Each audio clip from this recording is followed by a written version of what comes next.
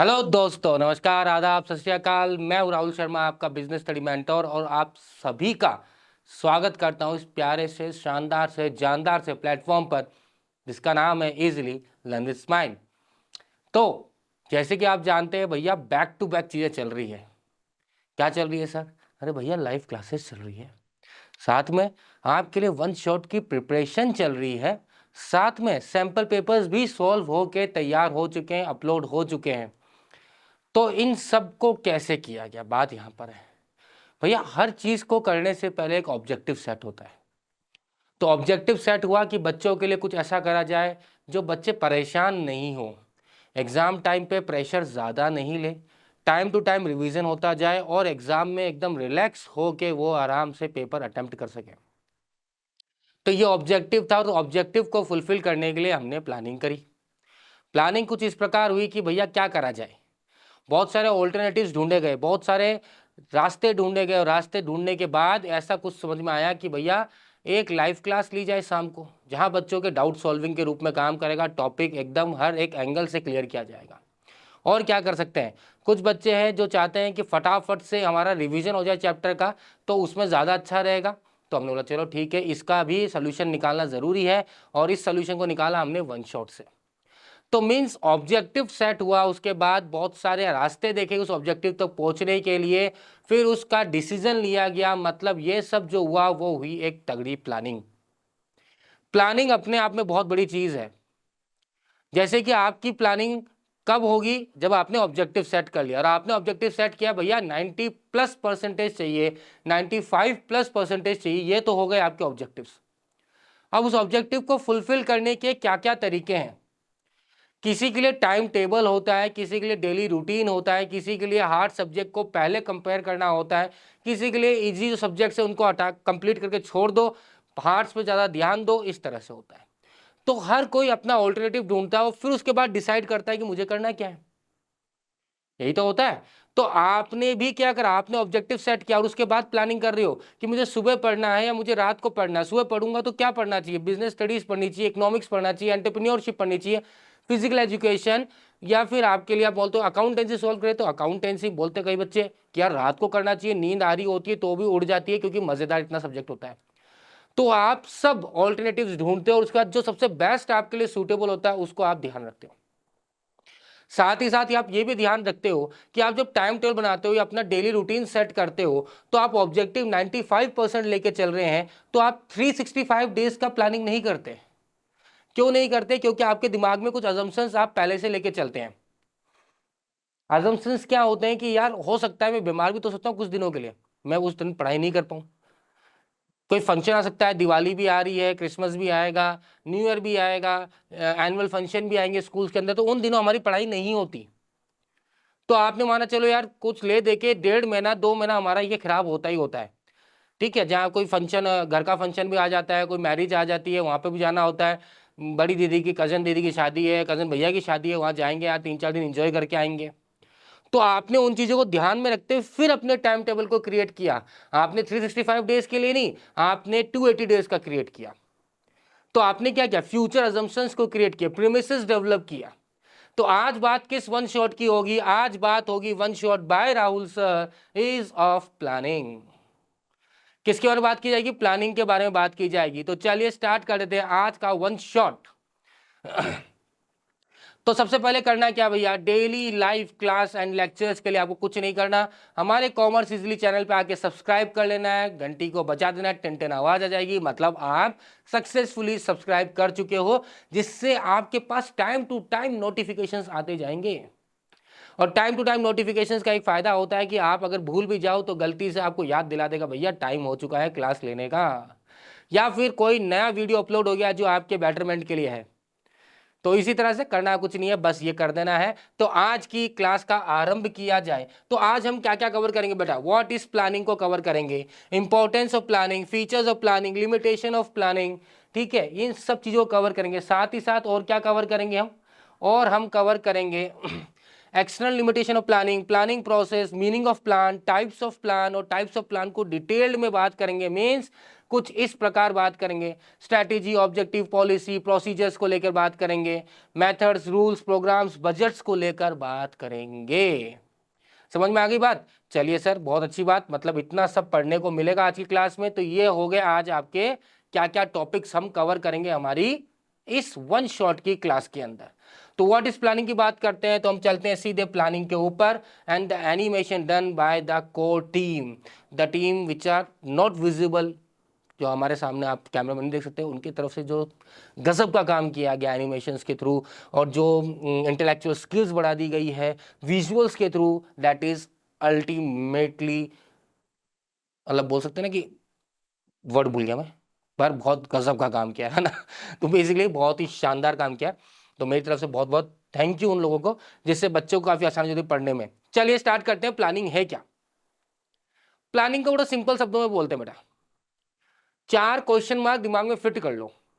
Just like the question marks are coming here, you should also think that what are the planning. Means आपका सबसे पहले objective, what is to be done, simple सी बात यही होती है। ठीक है, तो डिसाइड एडवांस में करना है कि करना क्या है, व्हाट, व्हेन, व्हाई, ठीक है, या किसके द्वारा हमें करवाना है। इन 4 क्वेश्चन मार्क्स के साथ हम चलते हैं और इन चारों के जवाब अगर मिल जाते हैं तो हम बोलते हैं हम कहीं ना कहीं प्लानिंग को सक्सेसफुली एक्टिवेट करने के मूड में आ चुके हैं। तो चलिए यहाँ बात कर लेते हैं हमारे प्लानिंग को। And planning says what do you mean by planning? It means thinking in advance what is to be done, when it is to be done, how it is to be done and by whom it is to be done। Means 4 आपके question marks हो गए बेटा। And 4 question marks क्या बोल रहे हैं? What, पहला what is to be done, करना क्या है भैया, क्यों इतनी माथापुड़ी कर रहे हैं, ये मैनेजमेंट करना, ये दिमाग लगाना, रात भर जगना, पेपर भरना, एकदम दिमाग को सोचना, ऑल्टरनेटिव सोचना, आइडिया सोचना, क्यों? What is to be done, करना क्या है। When it is to be done, दूसरा सवाल, कब करना है। जब मौका निकल जाएगा उसके बाद करोगे तो उसका कोई सेंस नहीं है। तभी तो बोलते हैं कई बार प्लानिंग इतना ज्यादा टाइम ले लेता है कि उसका एग्जीक्यूशन जब करते हो उसका महत्व, जो उसका इंपॉर्टेंस है वो 0 हो जाता है। ठीक है, हम प्लानिंग कर रहे हैं, हम प्लानिंग कर रहे हैं, अरे भाई एग्जीक्यूट कर, एग्जीक्यूट कब करेगा? जब करने गए तो उसका समय, उसका मौका, उसका टाइम, अपॉर्चुनिटी सब निकल गया, आप एग्जीक्यूट कर रहे हो मार्केट से बाहर एक बार के अंदर, कोई मतलब नहीं है। ठीक है, how is it to be done सबसे इंपॉर्टेंट है। ये तो डिसाइड कर लिया हमने करना क्या है, कब करना है, पर करना कैसे है। ठीक है, जैसे कि आप बोलते हो करना क्या है 95%। ठीक है, व्हेन, आज करे से अब कर, कल करो सो आज कर, आज करो सो अब कर वाला सीन। कल कैसे करेंगे, कल करेंगे, कल करेंगे, कल करेंगे, और कल कभी आता ही नहीं है। करना कैसे है, what are your planning regarding, करना कैसे है, हाउ। सुबह उठना है, जल्दी उठना है, टाइम टेबल बनाना है, 2-2 घंटे के हिसाब से बांटना है, 4 घंटे के हिसाब से बांटना है, छुट्टी लेके पढ़नी है, संडे को पढ़ना है, संडे को आराम करना है, जो भी है कैसे।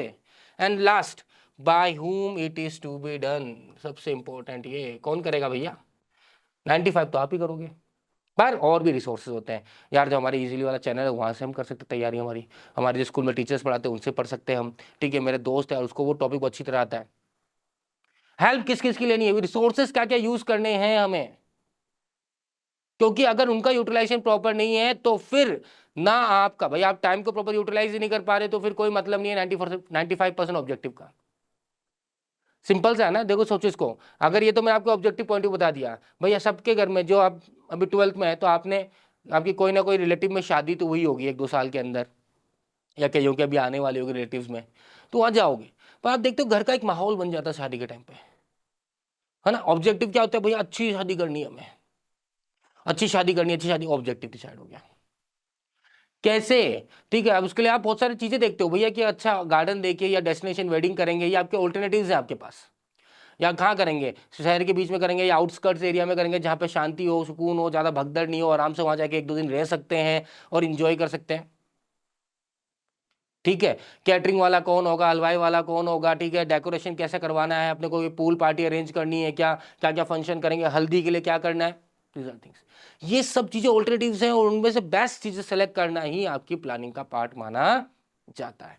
Clear? So basically thinking in advance, what is to be done, when it is to be done, how it is to be done and by whom it is to be done is known as planning. Basically हम इस planning को इस तरह से जज करते हैं। पर और भी तरीके हैं प्लानिंग को समझने के लिए। वो क्या क्या है?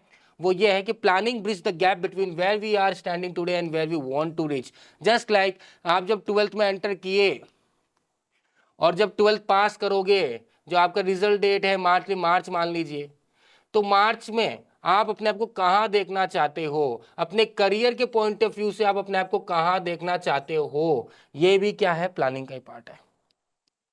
कई लोग बहुत पहले से प्लानिंग करते हैं, यार मैं इस तरह से पढ़ाई करूंगा, मैं ये स्ट्रीम लूंगा, इस स्ट्रीम के बाद मैं ये करूंगा, उसके बाद मैं कॉलेज में इस कॉलेज में एंटर लूंगा, फिर इस कॉलेज के साथ मैं यहाँ पे ही पढ़ाई कर सकता हूँ, डिप्लोमा कर लूंगा, पीएचडी कर लूंगा, उसके बाद मेरे को ये जॉब मिल जाएगी। प्लानिंग। तो बेसिकली प्लानिंग है क्या? आज इस जगह हो, कल आप कहाँ होना चाहते हो आने वाले सालों के अंदर। नॉर्मली क्वेश्चन पूछा जाता है ना, क्या पूछा जाता है? एक इंटरव्यू होता है तो इंटरव्यू में एक सवाल पूछा जाता है कि आप अपने आप को 5 साल बाद कहाँ देखते हो। आपने क्या सोचा अपने फ्यूचर के लिए, अपने करियर के लिए, आगे आने वाले सालों में आप अपने को कहाँ उम्मीद करते हो? क्या आप लाइफस्टाइल सोचते हो? क्या आप फैसिलिटी अपनी जिंदगी में यूज करना चाहते हो? ये सब प्लानिंग का पार्ट है बेसिकली। ठीक है, आज मैं आप सीधी सी बात है, आज हम जब स्टार्ट करते हैं कोई भी प्लान करते हैं या हम आपके लिए लेक्चर्स लेकर आ रहे हैं, तो ये यहाँ है। हम इस लेक्चर से हम कहाँ पहुंचना चाहते हैं, किसने लोगों तक अपनी बातें पहुंचाना चाहते हैं, क्या चीज हम हासिल करना चाहते हैं, ये सब प्लानिंग होती है। इस जगह से उस जगह जाना कोई ऐसे है क्या? उठ के थोड़ी चल दोगे। करियर तक पहुंचना, उस करियर को अचीव करना, किसी को एनडीए में जाना है, किसी को भैया लॉयर बनना है, किसी को एमबीए करना है, किसी को इंजीनियरिंग करना है, व्हाट एवर द सिनेरियो, कैसे करोगे? अच्छे कॉलेज से करना है, अच्छे अपॉर्चुनिटीज हासिल करनी है, यार मुझे तो ये करना है, फिर बाद में मुझे खुद का अपना बिजनेस स्टार्ट करना है, तो उसके लिए मुझे ये पढ़ाई करनी है, उसके लिए मुझे ये सीखना चाहिए, उसके लिए मुझे ये सीखना चाहिए। तो वो आपका मेन ऑब्जेक्टिव क्या है? बिजनेस करना। तो बिजनेस कैसे करोगे, कहां तक पहुंचोगे, उसके लिए स्टेप्स फॉलो करने पड़ेंगे। That's why planning bridge the gap where you are standing and where you want to reach. It involves setting objectives and deciding in advance the appropriate course of action to achieve this objective। जैसे मैंने आपको बताया कि भैया पहली बात तो objective, बिना ऑब्जेक्टिव के कोई प्लानिंग नहीं है, बिना ऑब्जेक्टिव कोई मैनेजमेंट नहीं है, बिना ऑब्जेक्टिव के कुछ भी नहीं है। क्यों कर रहे हो ये सब पता नहीं, भैया कबीर सिंह नहीं बनना। ठीक है, कि चल रहा है, कुछ लेना देना नहीं है दुनिया के अंदर, तो वो कोई ऑब्जेक्टिव नहीं होता आपका। ठीक है, ऑब्जेक्टिव हासिल करना है। क्या ऑब्जेक्टिव? अच्छी शादी करनी है, या फिर मैं अच्छे नंबर लेके आने हैं, अच्छा करियर चाहिए। हर किसी के लिए ऑब्जेक्टिव अलग होता है। आपके पेरेंट्स के लिए ऑब्जेक्टिव अलग होता है, डे टू डे ऑब्जेक्टिव अलग होता है पेरेंट्स के लिए आपके। ठीक है, अगर सुबह आपको उठाना है जल्दी 4 बजे, तो आपकी मम्मी का ऑब्जेक्टिव है सुबह 4 बजे बच्चा उठ जाएगा।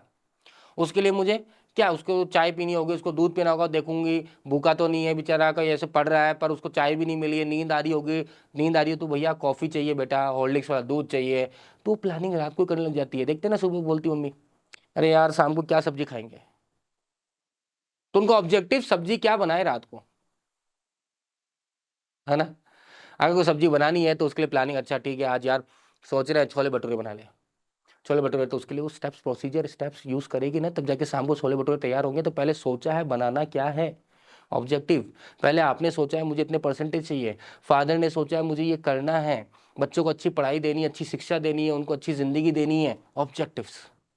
सो once you decide the objective then only, फिर उसके बाद आप अप्रोप्रिएट कोर्स ऑफ एक्शन ढूंढते हो। ठीक है, आपके फादर इज लाइक सेविंग्स करेंगे, बच्चों के नाम पे एफडी करवा देते हैं, या फिर एलआईसी करवा देते हैं, म्यूचुअल फंड करवा देते हैं। दीज आर द वेज किस तरह से वो ऑब्जेक्टिव को हासिल करोगे। बच्चा पढ़ना चाहता है बाहर, यार उसको पैसा भी चाहिए होगा, 20 लाख तो 25 लाख चाहिए होंगे, अब 20-25 लाख एक साथ कहाँ से आएंगे, अभी धीरे धीरे हम सेव करना चालू करेंगे तब रहेगा। सेम वे आप भी अपना डे रूटीन में क्या करते हो, प्लानिंग करते हो, कल मुझे क्या करना है, उसके हिसाब से कैसे हासिल करना है, उस ऑब्जेक्टिव को कैसे हासिल करना है। और आपके पर्सनल लाइफ को मैं बता दूं, बहुत सिंपल सा है। देखिए कई लोग के लिए पढ़ाई भी इंपॉर्टेंट होनी ही चाहिए, सबसे सारे लोगों के लिए। पर बेसिकली हो क्या कि भैया मुझे मेरी गर्लफ्रेंड से मिलने जाना है, ऑब्जेक्टिव क्लियर है, कैसे जाओगे भैया, उसके लिए ऑल्टरनेटिव कोर्स ऑफ एक्शन क्या क्या होंगे, ये सब क्या होता है, प्लानिंग का पार्ट होता है। और ये तो करा है, नाइट आउट करना है, ऑब्जेक्टिव नाइट आउट है, कैसे करेंगे, ये भी प्लानिंग का पार्ट है। कौन सी दोस्त की मदद लेंगे, किससे झूठ बुलवाएंगे, ये सब प्लानिंग का पार्ट है। समझ में आ गई बात? मेरे ख्याल से ये ज्यादा फिट हुआ होगा सर, ये आइडिया तो आप पहले बता देते हैं, अब तक तो प्लानिंग पूरा समझ में आ चुका होता हमें। चलिए कोई बात नहीं। नेक्स्ट तो डेफिनेशन की बात कर लेते हैं हम। प्लानिंग की डेफिनेशन क्या बोलना चाहता है हमसे हमारे जो अल्फ्रेड एंड बेटी भैया थे, इन्होंने डेफिनेशन दिया था, planning is thinking process. Obviously सारा खेल दिमाग का है यहाँ पे, ठीक है। द ऑर्गेनाइजेशन फोरसाइट, दूर तक आप अपने कहाँ तक देख सकते हैं, फ्यूचरिस्टिक होना चाहिए आपको कि इस टाइम पे ये हो सकता है, ये हो सकता है, मैं अपने आप को वहाँ देखता हूँ आने वाले 2 साल बाद, या ऑर्गेनाइजेशन को वहाँ पहुँचाना चाहता हूँ, तो फोरसाइट होना चाहिए। The vision based on facts and experience that is required for the intelligent action. और जो भी आपके फैक्ट्स, जिस बेसिस पे आप डिसीजंस ले रहे हो, जिस बेसिस पे आप ऑल्टरनेटिव सर्च कर रहे हो, जिस बेसिस पे आप किसी ऑल्टरनेटिव जो कोर्स ऑफ एक्शन को सेलेक्ट कर रहे हो, वो बेसिस क्या है, वो फैक्ट्स क्या है, वो फैक्ट ट्रू है या नहीं है। मान लीजिए आपने कुछ ऐसी चीज अज्यूम कर लिया, ऐसा हो सकता है, पर ऐसा होने के कोई चांसेस ही नहीं है, और उस हिसाब से आपने अगर प्लानिंग कर दी है तो सारी प्लानिंग फेल हो जानी है ना। सारी प्लानिंग क्या हो जानी है, फेल हो जानी है, फिर कोई लेना देना नहीं है, भूल जाओ फिर आप। सिंपल गणित वाली बात है। तो आपके अंदर फोरसाइटनेस होनी चाहिए, फ्यूचरिस्टिक होने चाहिए। कोई भी डिसीजंस ले रहे हो तो वो on the basis of fact होना चाहिए कि भैया ये हम डिसीजन इस बेसिस पे ले रहे हैं क्योंकि ये चीज हमने देखी और ये 100% श्योर है। अगर वो चीज नहीं हुई और वो श्योरिटी नहीं है, वो 100% फैक्ट नहीं है, तो फिर जो भी आप डिसीजंस ले रहे हो वो गलत ही निकलेंगे, उसका फायदा ऑर्गेनाइजेशन को नहीं पहुंचेगा। दूसरा, ऑब्वियसली हमारे फेयोल भैया तो कहीं दूर जा सकते हैं, ये तो जरूर हमारे साथ ही रहेंगे, मैनेजमेंट में बहुत बड़ी हिस्सेदारी है इनकी, ठीक है। तो इसलिए इनके डेफिनेशन को भी पढ़ना बहुत जरूरी है। Planning is chalking out of action, that is the result envisaged in the line of action to be followed, the stages to through the methods to use. जो आप रिजल्ट चाहते हो कैसे करोगे, कोई मेथड यूज करोगे, उस मेथड को यूज करते करते आप अपने एंड रिजल्ट तक पहुंचोगे। ये फेयोल भैया की डेफिनेशन थी। तो बेसिकली आपको अगर नॉर्मल डेफिनेशन याद रखनी है, सबसे पहला वाला थिंकिंग इन एडवांस, 4 जो क्वेश्चन मार्क्स है वो याद रखना। किस लिए करना है, क्योंकि आपको अपने गोल्स को अचीव करना है, simple, that is planning. Clear है?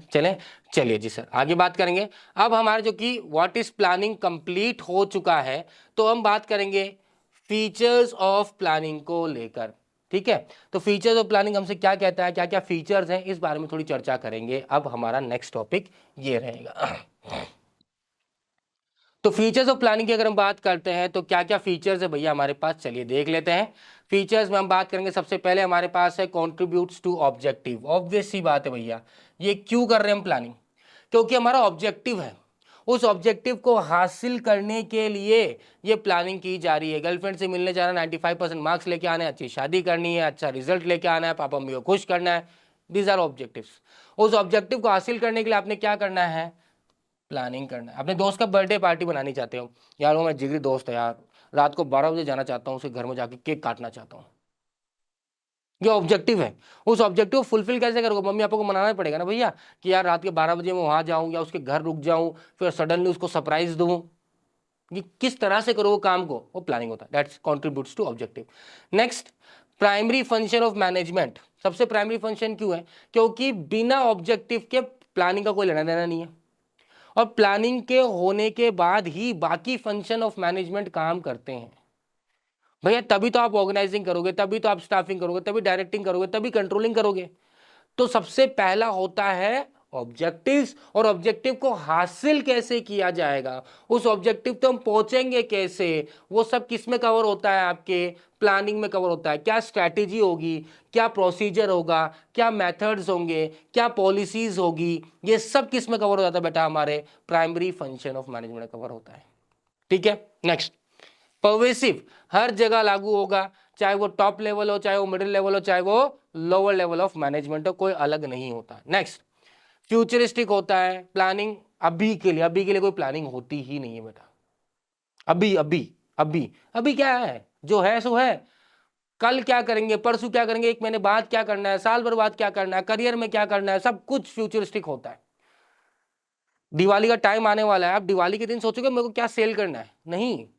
आप 3 महीने 5 महीने पहले सोचोगे यार दिवाली का टाइम आने वाला है, इस बार मार्केट का रिएक्शन कैसा आएगा, अच्छा बिजनेस इन्वायरमेंट को स्कैन किया, और इस बार लोगों का पैसा अच्छा है, फंड फ्लो मार्केट में अच्छा होगा, लोग इस तरह की चीजें खरीदना चाहते हैं, चलो इस पर काम करते हैं, फ्यूचरिस्टिक। इस बार सेल इंक्रीज करनी है 10%, तो उस हिसाब से डिसीजन लोगे, उस हिसाब से प्लानिंग करोगे। हमेशा फ्यूचरिस्टिक होता है, ठीक है। कंटिन्यूअस, अब ऐसा तो है नहीं आज प्लानिंग कर ली और कल बैठ गए आराम कर लिया। हाँ ये जरूर हो सकता है यार थक गए एक दिन आराम चाहता हूं, पर प्लानिंग रोज चलती रहती है और उसके बाद उसमें चेंजेस भी होते हैं। ऐसे नहीं कि प्लानिंग आज कर ली तो उसको करते रहो करते रहो करते रहो, हमेशा नहीं। अकॉर्डिंग टू सिचुएशन सर्कमस्टांसेस जो होता है इन्वायरमेंट, उसके हिसाब से अपनी प्लानिंग को चेंज करनी पड़ती है। कल सीबीएसई बोला था भैया ये चैप्टर जो था नहीं आ रहा, ये चैप्टर जुड़ गया, चेंज करोगे नहीं करोगे प्लानिंग को? सिस्टम चेंज करोगे नहीं करोगे? स्कूल की प्लानिंग चेंज होगी नहीं होगी? आपकी प्लानिंग चेंज होगी नहीं होगी? सब चेंज हो जाएगी। तो हमेशा प्लानिंग क्या होती है? फ्यूचरिस्टिक, कंटिन्यूअस रहती है और साथ ही साथ लगातार चलती रहती है, कभी रुकती नहीं है। Next, involves decision making. भैया प्लानिंग करता है क्या? यहां पहुंचना है, अब यहां कैसे पहुंच सकते हैं? बहुत सारे रास्ते हैं, इस रास्ते पे पहुंचना है, इस जगह पहुंचना है, बहुत सारे रास्ते हैं। कौन सा रास्ता बेस्ट है? वो ही डिसीजन मेकिंग होता है कि 95% मार्क्स किस तरह से लाया जा सकता है, गर्लफ्रेंड से कैसे मिला जा सकता है, क्या क्या तरीके उस दोस्त को बोल के हो सकता है यार वो बहाने मार सकता हूँ, स्कूल से छुट्टी बंक मार सकता हूँ या ट्यूशन से बंक मार सकता हूँ, बहुत सारी चीजें।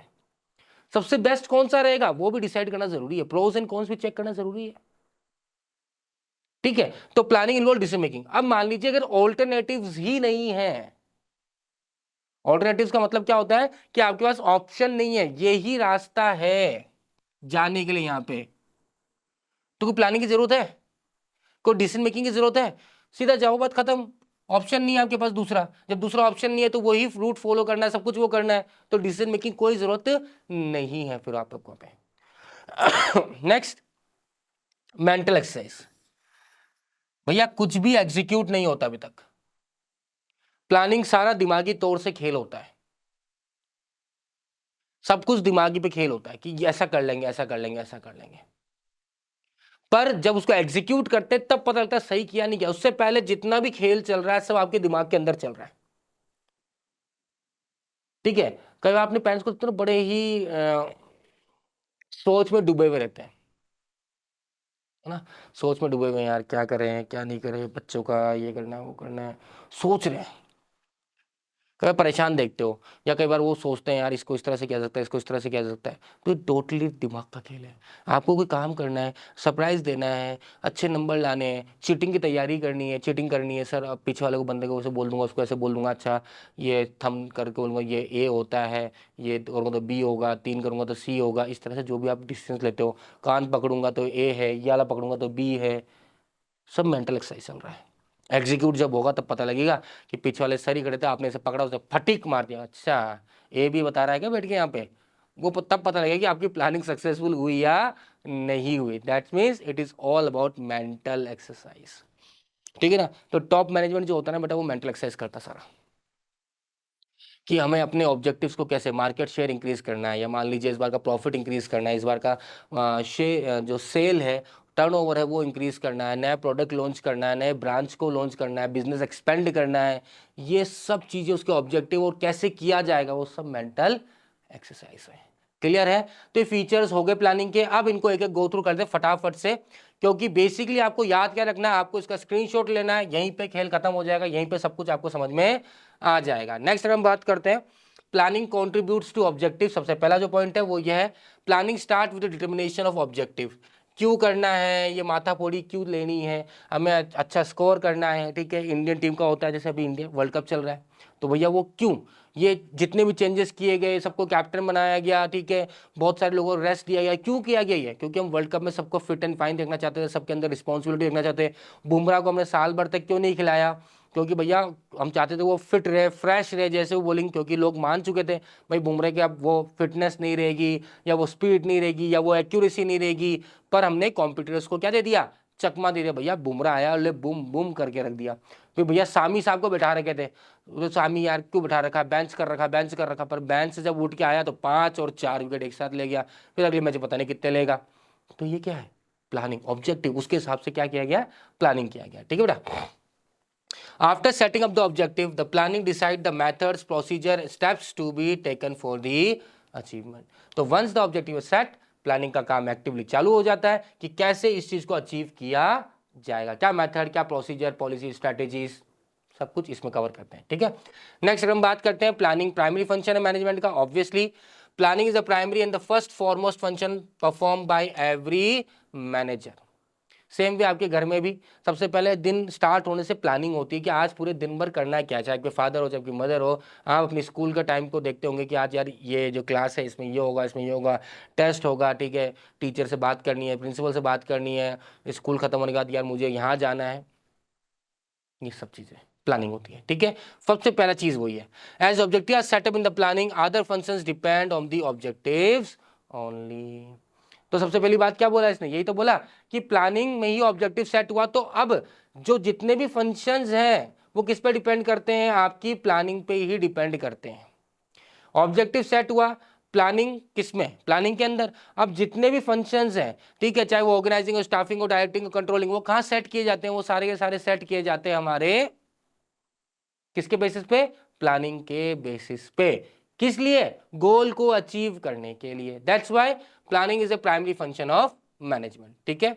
चलिए नेक्स्ट अगर हम बात करते हैं, planning is pervasive, that is required at all the level of management, ठीक है। It is not restricted top level only. ये सिर्फ ऐसा नहीं कि प्लानिंग सिर्फ टॉप लेवल करता है, भैया टॉप लेवल अलग तरह की प्लानिंग करता है, ठीक है। मिडिल लेवल जो है रिस्पेक्टिव डिपार्टमेंट्स की प्लानिंग करता है, लोअर लेवल उसको एग्जीक्यूट करने की प्लानिंग करता है। तो हर बंदा प्लानिंग से जुड़ा हुआ है। जस्ट लाइक दिस कि formation of major plan is part of top level. क्या प्लान होना चाहिए, क्या ऑब्जेक्टिव्स होने चाहिए, पॉलिसी स्ट्रैटेजीज क्या होनी चाहिए, ये टॉप लेवल काम हो गया।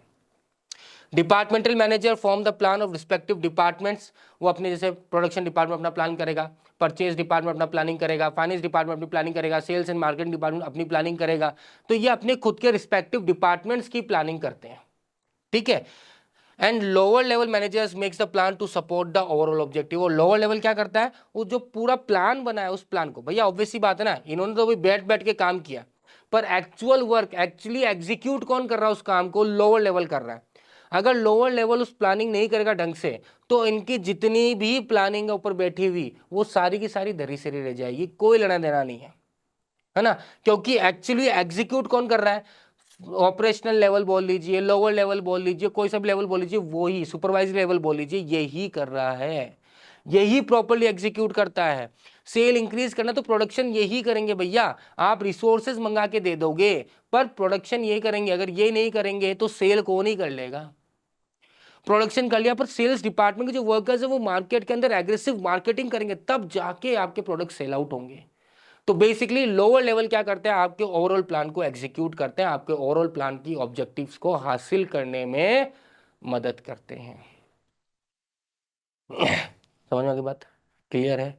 और किसी तरह समझाऊं, अरे बाहुबली मूवी देखी है क्या, देखी है। तो ऑब्जेक्टिव ऊपर सेट हो चुका था भैया, उस सामने वाले को जो भी था, वो कौन था, वो टू टाटू करने वाला जो बंदा था, उसको हराना है, ठीक है। ऑब्जेक्टिव क्या सेट हुआ, उसको हराना है, और उसके बाद जो जीतेगा वो राजा बन जाएगा, महेशमती का, क्लियर। मिडिल लेवल में क्या आ गया भैया कि भैया सिपाही को क्या क्या मिलना चाहिए, इनको दो भाग में बांट दिया, ठीक है, इनको ये दे दो, इसको ये हथियार दो, इसको वो दे दो। पर लड़ कौन है एक्चुअली में, लड़े कौन, जो सिपाही थे, जो आगे से खड़े थे और वो मार रहे थे, भाला धमाधम भाला मारे जा रहे थे, वो लड़ रहे थे, वो खेल रहे थे आपकी ऑब्जेक्टिव को पूरी करने के लिए, वो अपनी जिंदगी दांव लगा रहे थे। समझ नहीं, प्लानिंग आपने अच्छी कर ली, वो कट बाहुबली ने ऐसा कर दिया, यूं करके यूं ऐसा फेंक दिया, वो ऊपर चला गया, पर वो सब करा किसने, वो रात को टेंट किसने सिले होंगे, वैसे इतनी जल्दी नहीं सिल सकते पर सिले तो है ना, सब किसने किया, लोअर लेवल ने किया, है ना।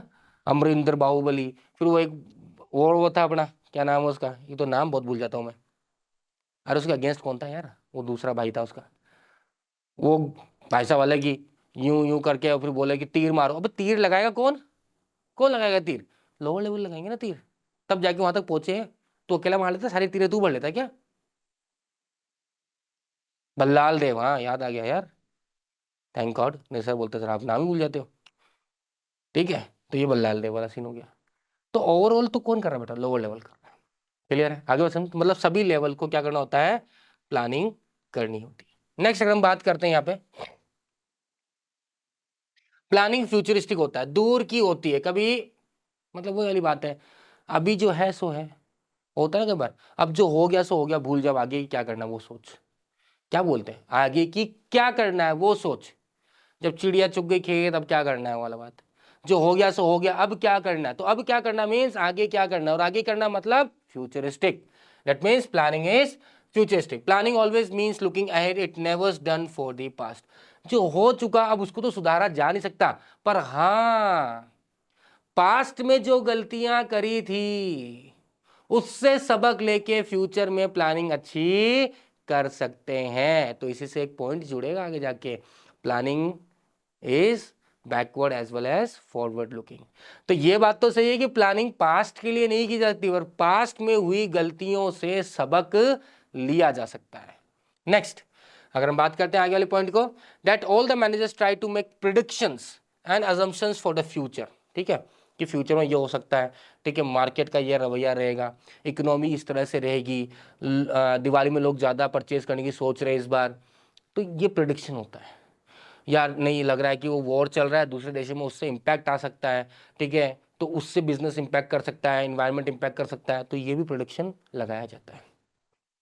And these are done based on the managers experience with the regular and intelligent environment scanning. तो इन्वायरमेंट स्कैनिंग हमने बिजनेस इन्वायरमेंट में पढ़ा था, कि आप इन्वायरमेंट को स्कैन कर रहे हो, ठीक है, जो भी आपके इन्वायरमेंट कनेक्ट हो रहे हैं, जो आपसे, जो हमने पढ़ा था technological environment, political, legal environment, ठीक है, ये सोशल इन्वायरमेंट, ये सारे इन्वायरमेंट पढ़े थे।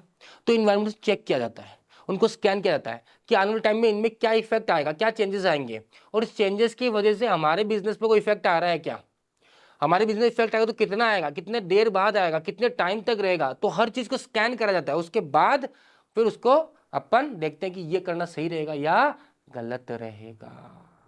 Clear? So that's why planning is futuristic. Next अगर हम बात करते हैं, planning is continuous. Planning is never ending process बेटा, because after making plans also one must be in touch with the changes in changing environment and in the selection of the one best way। आपने planning कर ली, ये कर सकते हैं, इस तरह से काम कंप्लीट हो जाएगा, पर सडनली कई बार देखने को मिलता है कि यार जो आपने सोचा था वो नहीं हो पा रहा है, या कोई रुकावट आ गई, कोई प्रॉब्लम आ गई, तो आपको फिर क्या करना पड़ेगा, आपको रास्ता चेंज करना पड़ेगा। होता नहीं होता, देखने को मिलता है यार। अब देखो, ये तो आप भी बता सकते हो सर, होता है हमारे साथ। ठीक है, मैंने सोचा था ऐसे सुबह निकल जाऊंगा, ऐसे गोली दे दूंगा पापा मम्मी को और जाके मूवी देख लूंगा, ठीक है, पता लगा कि आज पापा स्कूल छोड़ने जा रहे हैं, लो बेटा आ जाओ, अब आ जाओ।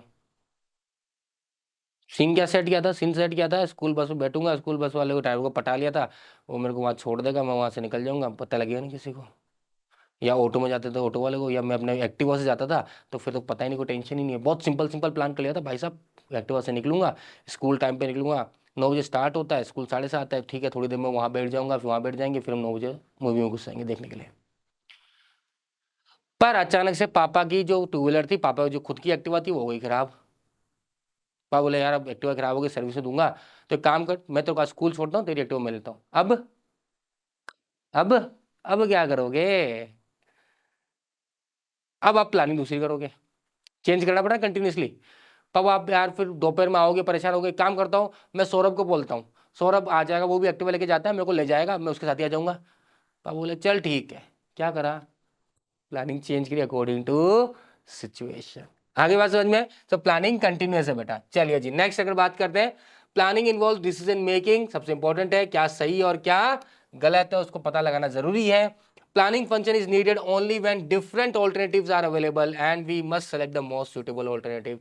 तो प्लानिंग फंक्शन कहाँ यूज होगा, जहां पे डिफरेंट ऑल्टरनेटिव्स अवेलेबल हैं। सौरभ आ जाएगा लेने, या मैं राकेश को फोन कर दूंगा, तो आप प्लानिंग करोगे ना। पापा ही जाते हैं छोड़ने, पापा ही लेके आते हैं स्कूल से, तो बात ही खत्म, कहाँ निकलोगे। पापा जब तक स्कूल एंटर नहीं करते, बाहर ही खड़े रहते हैं, हाँ जा अंदर स्कूल, पता है मेरा बेटा नालायक है, कल्टी मार लेगा स्कूल से, कंप्लेन खूब आ चुकी पहले भी इसकी। अब कुछ कर सकते हो नहीं, ऑप्शन ही नहीं है, खत्म ऑप्शन। जब ऑप्शन ही खत्म, तो फिर प्लानिंग का कोई लेना देना ही नहीं है। When there is no alternative or choice, then there is no use of planning। तो भैया ना तो कोई ऑल्टरनेटिव है ना कोई चॉइस है, तो फिर उस प्लानिंग का करोगे क्या भाई, सीधी सी गणित है। ये काम हो सकता है क्या, नहीं भैया हो ही नहीं सकता, तो फिर प्लानिंग करनी ही क्यों है, सीधी सी बात है, बात खत्म, जीरो। समझ में आ गई बात? चलिए जी, तो ये हो गया हमारा फीचर्स ऑफ प्लानिंग में लास्ट जो बचता है, planning is a mental process और mental exercise. Planning is a mental process which require higher thinking, making assumptions, prediction, scanning environment and choosing the best alternative। सारी बात यही कर रहा है, मेंटल एक्सरसाइज है, क्योंकि जो भी हो रहा है सब एक बंद कमरे के अंदर या फिर आप मेंटली हो रहा है और आप सोच रहे हो, सब कुछ अज्यूम कर रहे हो, फैक्ट कलेक्ट कर रहे हो और देख रहे हो कि फ्यूचर में ये हो सकता है, फ्यूचर में ये चेंजेस आ सकते हैं, इस हिसाब से हम इस तरह से आगे बढ़ सकते हैं, ठीक है, इस तरह से काम कर सकते हैं, हमारी गोल्स को इस तरह से अचीव कर सकते हैं। तो सारा काम जो है मेंटली हो रहा है, अजम्पशंस भी बना रहे हो, इन्वायरमेंट को स्कैन भी कर रहे हो कि यार वो दूसरे देशों के बीच में लड़ाई चल रही है, अगर वो लड़ाई ज़्यादा बढ़ गई तो आने वाले टाइम में क्या क्या मुसीबत आ सकती है, क्या उस देश के पास वाले देशों से डील करनी चाहिए हमें, नहीं करनी चाहिए, रहने दो यार। मान लीजिए अभी लड़ाई चल रही है इसराइल और गाज़ा में, ठीक है, हमास के साथ। अब वहाँ पे मान लीजिए बगल में कौन है, इटली है, ठीक है, और भी बहुत सारे देश हैं। तो मान लीजिए अब इटली है, इटली के पास आप गए, बोले कि यार इटली से डील कर लेते हैं, आपको पता है कि यार इसकी और इसकी लड़ाई चलनी कभी हो सकती है, क्योंकि दोनों एंटी एक दूसरे के। अगर लड़ाई मान ली थोड़ी सी विकराल रूप लेती है तो इटली अगर एंटर कर गया तो इसराइल इटली लड़ लेगा, तो मैं इटली के साथ कोई डील करूँ, नहीं, नहीं करना चाहिए। ये अज्यूम करा आपने, हो या नहीं हो डजेंट मैटर, अगर हो गया तो आप सेफ हो गए अपने आप में, फिक्स। तो अगर आप कहीं मिलने जाते हो, अगर कल्टी मार रहे हो स्कूल से, तो आप 2-3 तरीके सोच रखते हो ना, ठीक है। तो इस तरह से करेंगे, अगर मम्मी का फोन आ गया तो तू ये संभाल लेना, अगर पापा का फोन आ गया या आप दोस्तों के साथ जा रहे हो बोल के गए हो कि यार मैं तो ना सुरेश के घर जा रहा हूँ, हाँ आ जाऊँगा 2 घंटे में, सुरेश के घर नहीं गए, कहीं और गए हो, क्या गए हो, और वो तो आप जानो कहाँ गए हो भैया। अब सुरेश को बोल के जाओगे ना भैया, क्योंकि मम्मी के पास तो सुरेश के नंबर है, मम्मी ने फ़ोन कर लिया, आदि मम्मी को याद है, अरे यार उसको पता है, उसको फ़ोन करो। अब भाई आप फ़ोन लेके नहीं गए पर सुरेश के नंबर तो है, सुरेश को फ़ोन कर लिया, सुरेश अरे यार उससे बात कराना, वरुण से बात कराना, हाँ आंटी मैं कराता हूँ, कहाँ से कराएगा, कुछ सोच के गए होगे ना। फिर क्या करोगे, सुरेश को बोल के भाई ऐसा है ना, तो बोल देना आंटी अभी बस 5 मिनट में करवा रहा हूँ, बाहर गया है, तो आप तुम्हें वो कॉन्फ्रेंस कॉल में लेना, मम्मी से बात करा देना, मम्मी को बता दूंगा, हाँ हाँ बताओ क्या हुआ, अच्छा वो वहाँ पड़ा है, बात खत्म। समझ में आ गई बात। मेंटल एक्सरसाइज है बहुत ज़्यादा यार, अजम्पशंस लेने पड़ते हैं, एनवायरमेंट स्कैन करना पड़ता है और सबसे बेस्ट तरीका फाइंड आउट करना पड़ता है। और कई लोग तो होते हैं भैया सुरेश को ही लात में लेके चलेंगे, भाई तू साइड में बैठ रही हो कोई टेंशन नहीं है, पर तू रहियो साथ में, ठीक है, ये भी एक वन बेस्ट ऑल्टरनेटिव है। चलिए जी, तो हमारे यहाँ से फीचर्स ऑफ प्लानिंग को हम कवर कर लेते हैं। तो प्लानिंग होती क्या ये कवर हो गया, फीचर्स ऑफ प्लानिंग कवर हो गया। अब बात करनी है हमें इंपॉर्टेंस ऑफ प्लानिंग को लेकर। चलिए जी, इंपॉर्टेंस ऑफ प्लानिंग की बात कर लेते हैं। तो भैया इंपॉर्टेंस क्या है प्लानिंग की, अभी तो आपने देखा कितनी इंपॉर्टेंस है, पकड़ में आ गए तो फिर कितने जूते पड़ेंगे आप सोच सकते हो, नहीं सर हम नहीं सोच सकते। तो कोई बात नहीं, अब इंपॉर्टेंस से पता चल जाएगा कि क्या क्या हो सकता है। पहला पॉइंट, प्रोवाइड डायरेक्शन। भाई ऑब्वियसली आपका ऑब्जेक्टिव सेट है, अब ऑब्जेक्टिव कैसे हासिल करोगे वो आपने प्लानिंग में डिसाइड कर रखा है ना, क्या हमें ये डायरेक्शन यूज़ करना है, हमें ये मेथड यूज़ करना है, हमें प्रोसीजर यूज़ करना है, तो आप बड़े ही क्लियर हो अपने पॉइंट ऑफ व्यू के अंदर, आपने पूरा पूरा सेट कर रखा कि इस तरह से हम अपने ऑब्जेक्टिव को सेट कर लेंगे, ये सब तरह से सेट नहीं अचीव कर लेंगे। तो उस तरह से फिर आप क्या करोगे, काम करोगे, डायरेक्शन ऑलरेडी डिसाइडेड है, तो अलग अलग डायरेक्शन में जाकर काम करने की जरूरत नहीं पड़ेगी। Next, reduce the risk of uncertainty. क्यों, जैसे मैंने आपको बताया, सुरेश वाला एग्जांपल अभी दिया मैंने, क्योंकि आप इन्वायरमेंट स्कैन कर लेते हो, आने वाले अज्यूम कर लेते हो, प्रीमिसेस डेवलप कर लेते हो कि ये चीज़ें अगर होती है तो हम ये कर सकते हैं, तो अगर वैसा होता है तो आप सडन शॉक से बच जाते हो, और ये तो सोचा ही नहीं था हमने। कई बार होता है ना, यार ये तो सोचा ही नहीं था यार, ऐसा भी हो सकता है क्या, पापा ऐसा कर लेंगे, अब तो जूत पड़ेंगे मेरे, वो अगर वो सोच लेते हो अनसर्टिनिटी रिड्यूस हो जाती। ठीक है, तीसरा, reduce overlapping and wasteful activity. अब ये क्या बोला जाता है, ये सिंपल शब्दों में ऐसे बोल रहा है, क्योंकि भैया आपने पहले ही डिसाइड कर लिया सारा काम, है ना, उसी तरह से आपने डिपार्टमेंट वाइज क्रिएट कर दिया, डिपार्टमेंट को भी अपना काम बता दिया, लोअर लेवल में अपने काम को डिस्ट्रीब्यूट कर लिया कि इस तरह से ऑब्जेक्टिव को हासिल करेंगे। तो अब ओवरलैपिंग ऑफ वर्क तो होने से रहा, भाई एक ही काम कोई 2 जने तो करेंगे नहीं, है ना, कि एक काम है ये भी कर रहा है, ये भी कर रहा है, या फिर एक ही काम को ए और बी दोनों मिलकर कर रहे हैं, तो वेस्ट हो रहा है, रिसोर्स वेस्ट हो रहा है, टाइम वेस्ट हो रहा है, और काम भी कंप्लीट नहीं होगा, ओवरलैपिंग हो जाएगी। तो इससे कैसे बचे, प्लानिंग से, क्योंकि आपने पहले ही बता दिया कि भाई तेरे को ये काम करना है, तेरे को ये काम करना है, तेरे को ये काम करना है, तेरे को ये काम करना है। जैसे शादी के घरों में देखने को मिलता है कि भैया तू सुबह उठ के सब्जी लाएगा, बात खत्म तेरी। तू दूध लेकर आएगा, ठीक है, हलवाइयों को दूध चाहिए, सुबह 8 बजे आ जाएंगे, 50 किलो दूध तेरे को लेके आना है, तो सुबह 6 बजे चल जाना वहाँ, दूध वो डेयरी वाले को बोल दे वहाँ से ले आना, काम बांट दिया। तू जाएगा सब्जी लेने। अब मान ली एक ही बंदे को बोलते सब्जी भी लेने जा, दूध भी लेने जा, या कंफ्यूजन होता है, वो दूध लेने के लिए भाग गया, वो सब्जी लेने के लिए भाग गया, कोई एक ही जगह, दोनों एक ही जगह सब्जी लेने भाग गए, दूध लेने कौन गया? कोई नहीं गया। कंफ्यूजन हो गया, प्रॉब्लम हो गई, ठीक है भाई, ये प्रॉब्लम हो सकती है, तो ओवरलैपिंग हो सकती है ना। भैया तुम जो है ये शॉपिंग का काम तुम संभालोगे, ठीक है, ये गाड़ी उड़ी जाने का काम तुम्हारा है, ठीक है भैया, वो हलवाइयों से बात, जो हलवाइयों को जो भी सामान चाहिए होगा तुम वहाँ बैठे रहोगे, वो तुम करके दोगे। मान लीजिए चक्कू चाहिए उनको, कोई भी पानी चाहिए, जो भी चाहिए सामान वो तुम प्रोवाइड करोगे। काम डिस्ट्रीब्यूट हो गया, सबको अपना काम पता लग गया, सब एक दूसरे कोऑर्डिनेट कर लेंगे, एफिशिएंसी इंक्रीज होगी नहीं होगी? होगी। ये ओवरलैपिंग को रिड्यूस करता है। Next, promotes innovative idea. क्योंकि हमें पता है प्लानिंग है क्या, मेंटल एक्सरसाइज है, ठीक है। जैसे आप एक्सपीरियंस लेते हो, प्रैक्टिकल एक्सपीरियंस लेते हो, चीजें समझते हो, देखते हो, पास्ट एक्सपीरियंस समझते हो, तो ऑब्वियसली आप कुछ नया क्रिएटिव चीजें सोच सोच कर लेकर आते हो और उसको इंप्लीमेंट करते हो, जिससे फायदा ऑर्गेनाइजेशन का होता है। दैट्स व्हाई इनोवेटिव आइडिया, ठीक है। Facilitates decision making.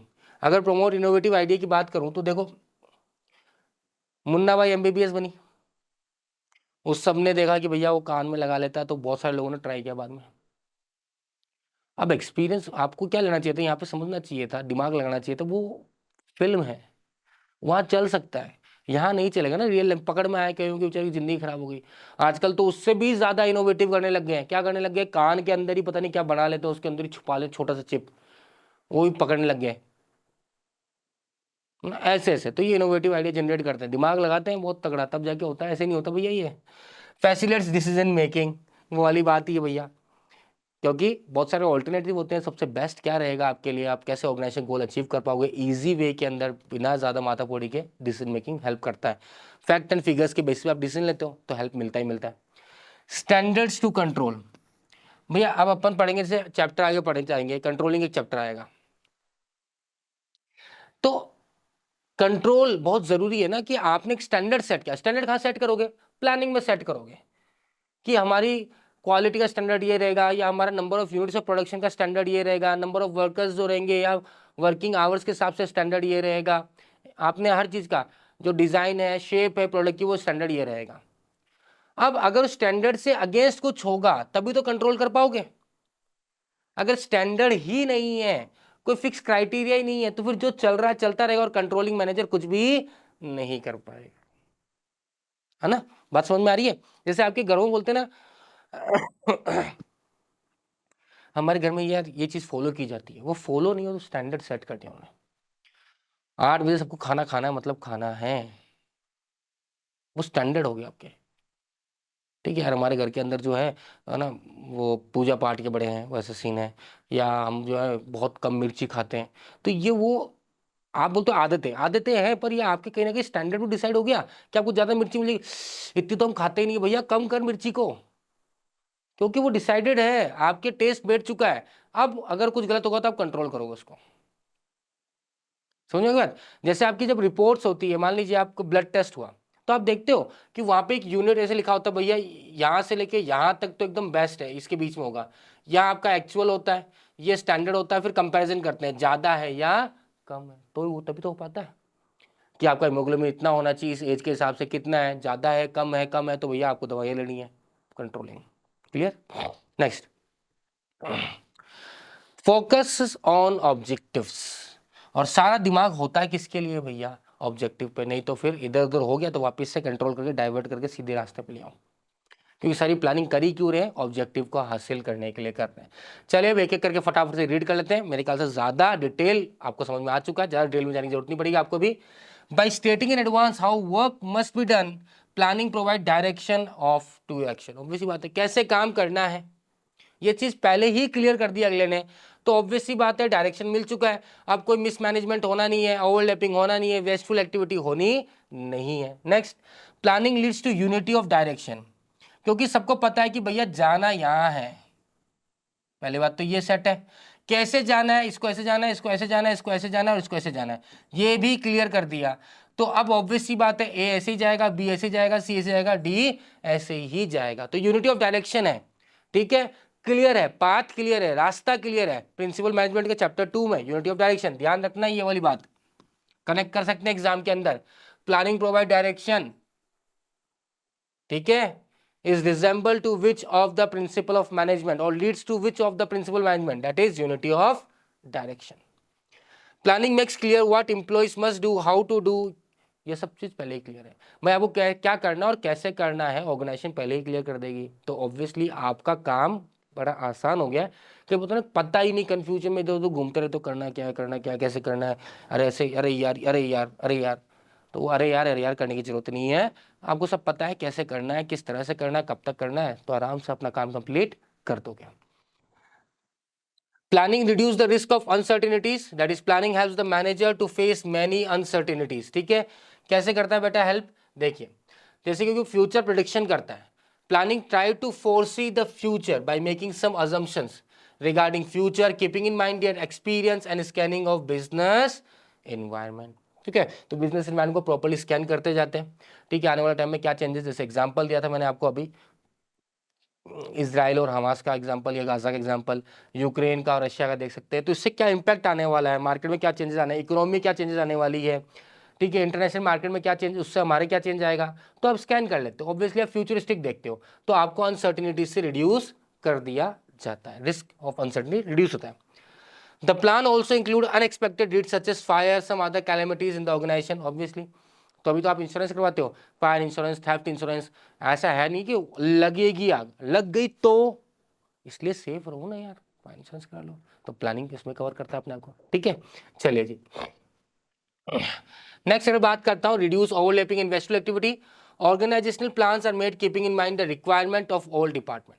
The department plans are derive from the main organizational plan. तो जब ऑर्गेनाइजेशनल प्लान बनता है तो डिपार्टमेंट प्लान्स को भी ध्यान रखता है। तो ऑब्वियसली डिपार्टमेंट प्लान बने कैसे, ऑर्गेनाइजेशन प्लान्स के थ्रू होते हुए तो बने हैं। तो सबको अपना काम बड़ा ही क्लियर है यहाँ पे। Therefore there will be coordination amongst the department और ओवरलैपिंग एंड वेस्टफुल एक्टिविटी नहीं होगी। क्लियर है, आगे बढ़ समझ में। चलिए नेक्स्ट अगर बात करते हैं, planning promotes innovative idea. Planning requires high thinking and intellectual process. जैसे बताया ना, मेंटल एक्सरसाइज सारा, तो मेंटल एक्सरसाइज है क्योंकि आप फ्यूचर अज्यूम करते हो, प्रीमिसेस डेवलप करते हो, फ्यूचर में क्या होगा क्या नहीं होगा, बिजनेस एनवायरनमेंट स्कैन करते हो। तो ऑब्वियसली एक इस तरह को, इस प्रॉब्लम को सॉल्व करता है ये, जब आप ज़्यादा सोचते हो, उसमें समझते हो, एक्सपीरियंस हो जाता है, तो कहीं ना कहीं इनोवेटिव आइडियाज जनरेट होना चालू हो जाते हैं। It leads to great scope of finding better ideas, better methods and procedure to perform a particular job. Obviously कभी बोलते हैं टाइम ही नहीं था यार, सोचने का मौका ही नहीं मिला। सुनने को मिला है खुद बार, कई बार तो आप खुद ये बात बोलते हो, टाइम ही नहीं मिला, सोचने का मौका ही नहीं मिला। तो जब आपको सोचने का टाइम नहीं मिला, मौका नहीं मिला, तो आपके पास आइडिया भी नहीं आया। अगर टाइम होता, सोचने का मौका होता, फ्री ऑफ माइंड होते, तो आप अच्छा आइडिया देख सोच सकते थे, इनोवेटिव आइडिया सोच सकते थे, क्रिएटिव आइडिया सोच सकते थे, और उस प्रॉब्लम से ज्यादा बेटर तरीके से बाहर निकल सकते थे। क्लियर है, आगे बात समझ में, चले आगे। चलिए जी, facilitates decision making in planning, goals are set in advance and predictions are made for future। पहले ही डिसाइड कर चुके सब कुछ। This prediction goals helps the manager to take the fast decision। अगर ऐसी परिस्थिति आती है तो हमें ये करना है, बस तो डिसीजन ले जाएगा, क्योंकि हम पहले से फ्यूचर एज्यूम कर चुके हैं ना, हम प्रीमिसेस पहले से डेवलप कर चुके हैं ना। तो अगर ऐसी स्थिति उत्पन्न होती है, समस्या आती है, तो फिर कैसे डिसीजन लेने चाहिए, कैसे टैकल करना है, ये सब चीजें आपने पहले ही क्लियर कर दिया। दैट्स व्हाई मैनेजर को मदद होती है फास्ट डिसीजंस लेने में। ओके, लास्ट अगर बात करते हैं, एस्टैब्लिश स्टैंडर्ड टू कंट्रोल, नहीं सेकंड लास्ट है। Planning set standards which is used by controlling. अगर कोई डेविएशन देखने को मिलता है, जैसे मैंने आपको एग्जांपल दिया था, ठीक है, same thus if there is no planning then controlling manager has no base to compare. कोई बेस ही नहीं फिर कंपेयर करने के लिए, उसको पता ही नहीं लगेगा ना ये सही हुआ या गलत हुआ, या ये डेविएशन गलत हो रहा है या अगेंस्ट ऑर्गेनाइजेशन काम हो रहा है, तो कैसे पता लगेगा। आपने डिसाइड किया मुझे इस एग्जाम में जो मेरा स्टैंडर्ड रखूंगा, मैं 8 नंबर लाऊंगा 10 में से, अब 6 आ गए, क्यों आए 6? कहीं पढ़ाई में कमी रह गई, या क्वेश्चन समझने में कमी रह गई, या आपको जो लिखने में कमी रह गई, ये डेविएशन फाइंड करो, रीजन फाइंड करो, फिर उसको क्या करो, सुधारो। सिंपल सी बात है, यही है। तब तक स्टैंडर्ड सेट नहीं करते तो डेविएशन कैसे फाउंड करोगे? और आप बोलते हैं अरे जो आएगा देखा जाएगा, तो जो आएगा 6 आए फिर 5 आए तो आप क्या बोलोगे? बढ़िया ही है यार, 5 ही आ गए। फिर कोई स्टैंडर्ड ही नहीं तो कंट्रोल क्या ही करोगे? क्लियर आ गया समझ में? डेविएशन पता लग गया। तो अभी हमने क्या कंप्लीट कर लिया? प्लानिंग कंप्लीट कर लिया, फीचर्स कंप्लीट कर लिया, और साथ ही साथ इंपॉर्टेंस ऑफ प्लानिंग भी कंप्लीट कर लिया है। अब हम बात करेंगे लिमिटेशन ऑफ प्लानिंग को लेके, लिमिटेशन के साथ एक्सटर्नल प्लानिंग, एक्सटर्नल लिमिटेशंस, जो नेचुरल कैलामिटीज वगैरह जो होती है उनको लेके बात करेंगे, और फिर बात करेंगे टाइप्स ऑफ प्लान को लेके। ठीक है, चलिए जी, तो अब बात करेंगे हमारी लिमिटेशंस ऑफ प्लानिंग को लेके। तो चलिए लिमिटेशन प्लानिंग पे कूद पड़ते हैं सीधा। ये जी आगे लिमिटेशन प्लानिंग। भैया देखिए, प्लानिंग जब करते हैं तो कुछ कमियां भी होती है, ऐसा नहीं फायदा ही होता है। क्या होता है, कई बार हम बहुत सेट हो जाते हैं, पैटर्न कर लेते हैं कि भैया ये रिजिड क्रिएट करता है, रिजिड इन सेंस कि ऐसा ही करना है, क्योंकि प्लानिंग टॉप मैनेजमेंट ने करी होती है, तो नीचे लोअर लेवल ऑफ मैनेजमेंट को ज़्यादा चेंजेस करने की इजाज़त नहीं होती। तो कहीं ना कहीं आपकी क्रिएटिविटी रिड्यूस करता है, रिजिडिटी लेकर आता है, फ्लेक्सिबिलिटी रिड्यूस कर देता है, आपकी सक्सेस जो होती है गारंटी वो नहीं दे पाता।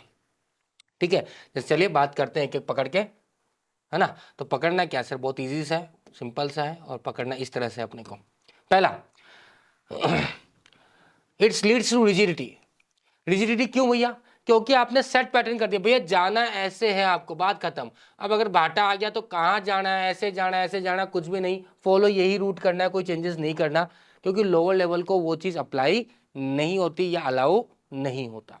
Next, may not work in a dynamic environment. Obviously बात है, अगर आप प्रॉपर इन्वायरमेंट को स्कैन नहीं कर पाते, ठीक है, क्योंकि आपको पता है कि जो बिजनेस इन्वायरमेंट बड़ा डायनेमिक है, अगर बहुत ज़्यादा चेंजेस हो रहे हैं, बहुत ज़्यादा सफल आ गए, बहुत ज़्यादा ही आपने जो एक्सपेक्ट किया उससे ज़्यादा ही इन्वायरमेंट चेंजेस आ गए, तो आपने जो प्लानिंग करी वो सारी की सारी फ्लॉप हो जाती है, खेल खत्म हो जाता है। ठीक है, जैसे कि वाली बात है भैया, बुमराह अच्छा नहीं खेल पाएगा तो कोई बात नहीं, बुमराह को संभाल लेंगे, चलो बुमराह से बच खेल लिया भाई, शमी का किसने नहीं सोचा, शमी आएगा वो भी आके ऐसे विकेट उठाएगा, तो वहां जो उनकी प्लानिंग थी इंग्लैंड वालों की सारी फ्लॉप हो गई, डायनेमिक एनवायरनमेंट में काम नहीं कर पाए, स्कैन प्रॉपर नहीं कर पाए, क्रिएटिविटी रिड्यूस हो गई, क्योंकि यहाँ पे टॉप मैनेजर बोलती है भैया यही काम करना है, सारा काम प्लानिंग हमारा है, तुम्हें सिर्फ फॉलो करना है। तो यहाँ पे अगर कुछ नया रास्ता ढूंढ सकते हैं आप, या नया रास्ता इतना बेटर होता है ऑर्गेनाइजेशन के लिए, पर उसको आप बता नहीं सकते, उसमें कुछ चेंजेस कर नहीं सकते, क्योंकि आपको अलाउड नहीं है, आपको सिर्फ फॉलो करना है, तो आपकी क्रिएटिविटी कहीं ना कहीं रिड्यूस हो जाती है। ठीक है, नेक्स्ट, इन्वॉल्व ह्यूज कॉस्ट, और अगला जो आता है वो आता है टाइम कंज्यूमिंग। दोनों ही अपने आप में बहुत सही बात बोलते हैं। ह्यूज कॉस्ट ऐसा है कि भैया प्लानिंग को एक दिन का काम तो है नहीं, ठीक है, और टाइम कंज्यूमिंग बोलता है प्लानिंग एक दिन का काम तो है नहीं, बहुत लंबा टाइम होता है। जब प्लानिंग करते हैं तो कहीं ना कहीं आपको बहुत फैक्ट्स एंड फिगर्स को वेरीफाई करने होते हैं, कई बार आप काफ़ी प्रोफेशनल्स बंदों की मदद भी लेते हैं इन चीज़ों को चेक करने के लिए, फिजिबिलिटी चेक करने के लिए, और ये सब करने के बाद पता लगा कि भैया जो कॉस्ट है वो आपका जो प्रोजेक्ट है उससे ज़्यादा पड़ गई, प्रोजेक्ट में कमाओगे 100 रुपये और खर्चा आ गया 120 का, कोई मतलब है नहीं है। इस तरह से प्लानिंग टाइम कंज्यूमिंग प्रोसेस है, वो वाली बात, एक दिन का काम नहीं, एक से ज़्यादा दिन लगते हैं काम को कंप्लीट करने में। एक से ज़्यादा दिन मतलब प्लानिंग होता है ना, कई बार बोलते हैं यार सालों की प्लानिंग थी अब जाके ये एग्जीक्यूट हुआ पाया, तो it is a time consuming process, एक दिन में चीज़ें नहीं होती है। It does not give guarantee, और सक्सेस ऑफ गारंटी की जरूरत नहीं होती। प्लानिंग ऐसा नहीं बोलता भैया हम हमेशा आपको गारंटी देंगे ही देंगे, सक्सेस होगा ही होगा, कि पिछली बार हमने ये चीज अप्लाई की थी तो इस बार भी ये चीज एप्लीकेबल हो जाएगी, ऐसा श्योर नहीं है, क्योंकि इन्वायरमेंट चेंज होता रहता है। ठीक है, लोग मार्केट का जो रुझान है या मार्केट की जो मूड है वो स्विंग होता रहता है, इन्फ्लेशन, रिसेशन, किसी और देश की लड़ाई, इकोनॉमी शटडाउन, गिर जाना सडनली, या स्टॉक मार्केट क्रैश हो जाना, तो जो पिछली बार किया था वो सडनली इस बार करोगे, ऐसा हो सकता है? पिछली बार वो चीज अप्लाई की 100% रिजल्ट आया, तो आप सोचिए इस बार भी अप्लाई करो 100% रिजल्ट आएगा, पॉसिबल है? नहीं, ये चीज गलत है, क्योंकि सिचुएशन पिछली बार अलग थी, अब अलग है। ठीक है, अब जैसे वाली बात है, हम नंबर लेके आए थे, मान लीजिए हमारे आए थे 80s आए थे बिजनेस स्टडीज में, वो 80s आज के 80s में फर्क है, वो उस समय वो ऑप्शनल वाले ऑप्शन नहीं आते भैया हमारे पास, है ना, वो ऑप्शन नहीं आते, उस समय जो स्ट्रैटेजी यूज की आज वो स्ट्रैटेजी यूज कर सकते हैं? नहीं, नहीं कर सकते। आज एमसीक्यूज आते हैं तो मतलब आपको कंसेप्चुअल भी स्ट्रांग होना पड़ेगा, आज केस स्टडी आते हैं वो भी अपने आप में हार्ड आता है, वो आपको मतलब तब आएगा जब आप कंसेप्चुअली पढ़ाई करोगे। क्लियर, आगे समझ में? नेक्स्ट, लैक ऑफ एक्यूरेसी, कई बार अगर आप जो प्रिडिक्शंस कर रहे हो, अजम्पशंस ले रहे हो, वो ऐसे बेसिस पे ले रहे हो, ऐसे फैक्ट पे ले रहे हो, अगर वो एक्यूरेट नहीं है, ठीक है, तो आपकी प्लानिंग क्या होती है, पूरी की पूरी फेल हो सकती है। ठीक है, तो इन सबको पॉइंट को एक एक करके हम पढ़ लेते हैं फटाफट से, लिमिटेशन ऑफ प्लानिंग्स को ले लेते हैं। पहला point, leads to injury, once the plans are made to decide the future course of action, manager may not be able to change. बहुत क्लियर सी बात है। नेक्स्ट अगर हम बात करते हैं, डायनेमिक इन्वायरमेंट काम क्यों नहीं कर सकता, as the continuous changes taking place in business environment, it may become very difficult to forecast the future changes and even plans may fail if the changes are too frequent। अगर आप obviously scan नहीं कर पाए तो fail हुई, या फिर changes बहुत सडनली हो गए जितना आपने एक्सपेक्ट नहीं किया था, और उस केस में जो जीएसटी आ गया, डिमोनेटाइजेशन हो गया, मान लो बैक टू बैक हो रहा है, डिमोनेटाइजेशन, जीएसटी, फिर मान लीजिए गवर्नमेंट और कुछ लेके आती है, यूसीसी लेके आती है, ये लेके आती है, तो आपको उस इन्वायरमेंट में एडजस्ट होने के अंदर काफी अरसा लग जाएगा समझने में कि भैया ये हो क्या रहा है, भाई हो क्या रहा है, कैसे चलाए बिजनेस को। तो डिमोनेटाइजेशन, जीएसटी आते ही काफी बिजनेस हो गए, फिर जैसे मान लीजिए डिमोनेटाइजेशन, जीएसटी और कोविड आया, कई बिजनेस हैंडल नहीं कर पाए, उनकी प्लानिंग धरी की धरी रह गई। ठीक है, तो डायनेमिक एनवायरनमेंट कई बार प्लानिंग आपकी काम नहीं कर पाती। Next, planning reduce creativity, when with the planning managers become the blind follower of the plan only. Managers do not take any initiative to make the changes in the according to the changes in the business environment। तो manager होता है ना कई लोग, जो भैया भाई साहब ने बोला प्रॉब्लम तो वो ही करेंगे, वो ब्लाइंड होता है। ठीक है, क्योंकि वो जो टॉप मैनेजमेंट ने प्लान किया उसी के हिसाब से वो चलता रहता है, उसमें चेंजेस करना वो नहीं नहीं कर पाता, या चेंज वो अलाउ नहीं कर पाता, चेंज को एक्टिवेट नहीं कर पाता, वो अपनी क्रिएटिविटी शो नहीं कर पाता। तो ब्लाइंड जब फॉलो करने लग जाता है, जब वो ब्लाइंड फॉलोअर बन जाता है, तो उसकी क्रिएटिविटी क्या हो जाती है, रिड्यूस हो जाती है, क्योंकि फिर वो उसी पाथ को फॉलो करता है, उसमें कोई चेंजेस वो नहीं करता according to situation. Clear. Next, they stop giving suggestion and new ideas for improvement. ये कब होता है, या ब्लाइंड फॉलोवर्स एक तो तब होता है, दूसरा होता है कि टॉप मैनेजमेंट अगर मान लीजिए कोई मूड में नहीं है, टॉप मैनेजमेंट अगर कौन सी लीडरशिप, अगर हम बात है डॉगमेटिक लीडरशिप की बात करते हैं, हिटलर वाली लीडरशिप की बात करते हैं कि भैया आपको सिर्फ ये फॉलो करना है, आपसे हम कोई सुझाव लेना नहीं चाहते, तो उस केस में वो अगला अगर कुछ अच्छा सोच भी रहा होगा ना, तो आपसे कम्युनिकेट नहीं करेगा। कहीं ना कहीं कम्युनिकेशन बैरियर्स को भी ये कहीं ना कहीं डिनोट करता है। ठीक है, तो उन सिनेरियो के अंदर क्रिएटिविटी रिड्यूस हो जाती है। Next, involve huge cost, as planning is the intellectual process compare, companies need hire professionals. ठीक है, कंपनी को क्या होना था, सॉरी, प्लानिंग एक इंटेलेक्चुअल प्रोसेस है, कंपनी को कई बार प्रोफेशनल्स एक्सपर्ट्स को हायर करना पड़ता है ना, जैसे कि भैया फाइनेंस से रिलेटेड आपको कोई प्रोफेशनल एक्सपर्ट चाहिए, टैक्स से रिलेटेड कोई आपको प्रोफेशनल वो चाहिए बंदा। ठीक है, प्रोजेक्ट की फिजिबिलिटी चेक करने के लिए, प्रोजेक्ट रिपोर्ट बनाने के लिए आपको बंदे चाहिए। ठीक है, तो उन प्रोफेशनल एक्सपर्ट्स को जब हायर करते हो तो भैया फ्री में तो आएंगे नहीं, पैसे लेंगे, और पैसे लेंगे तो भैया खर्चा ज़्यादा ही आता है। That means along with the salary the company must spend a lot of time and money to collect the accurate facts and figure। तो सैलरी दे रहे हो, साथ ही साथ कंपनी को टाइम भी कंज्यूम हो रहा है बहुत सारे फैक्ट एंड फिगर्स को कलेक्ट करने में, और उसके बेसिस पे डिसीजन लिया जाएगा।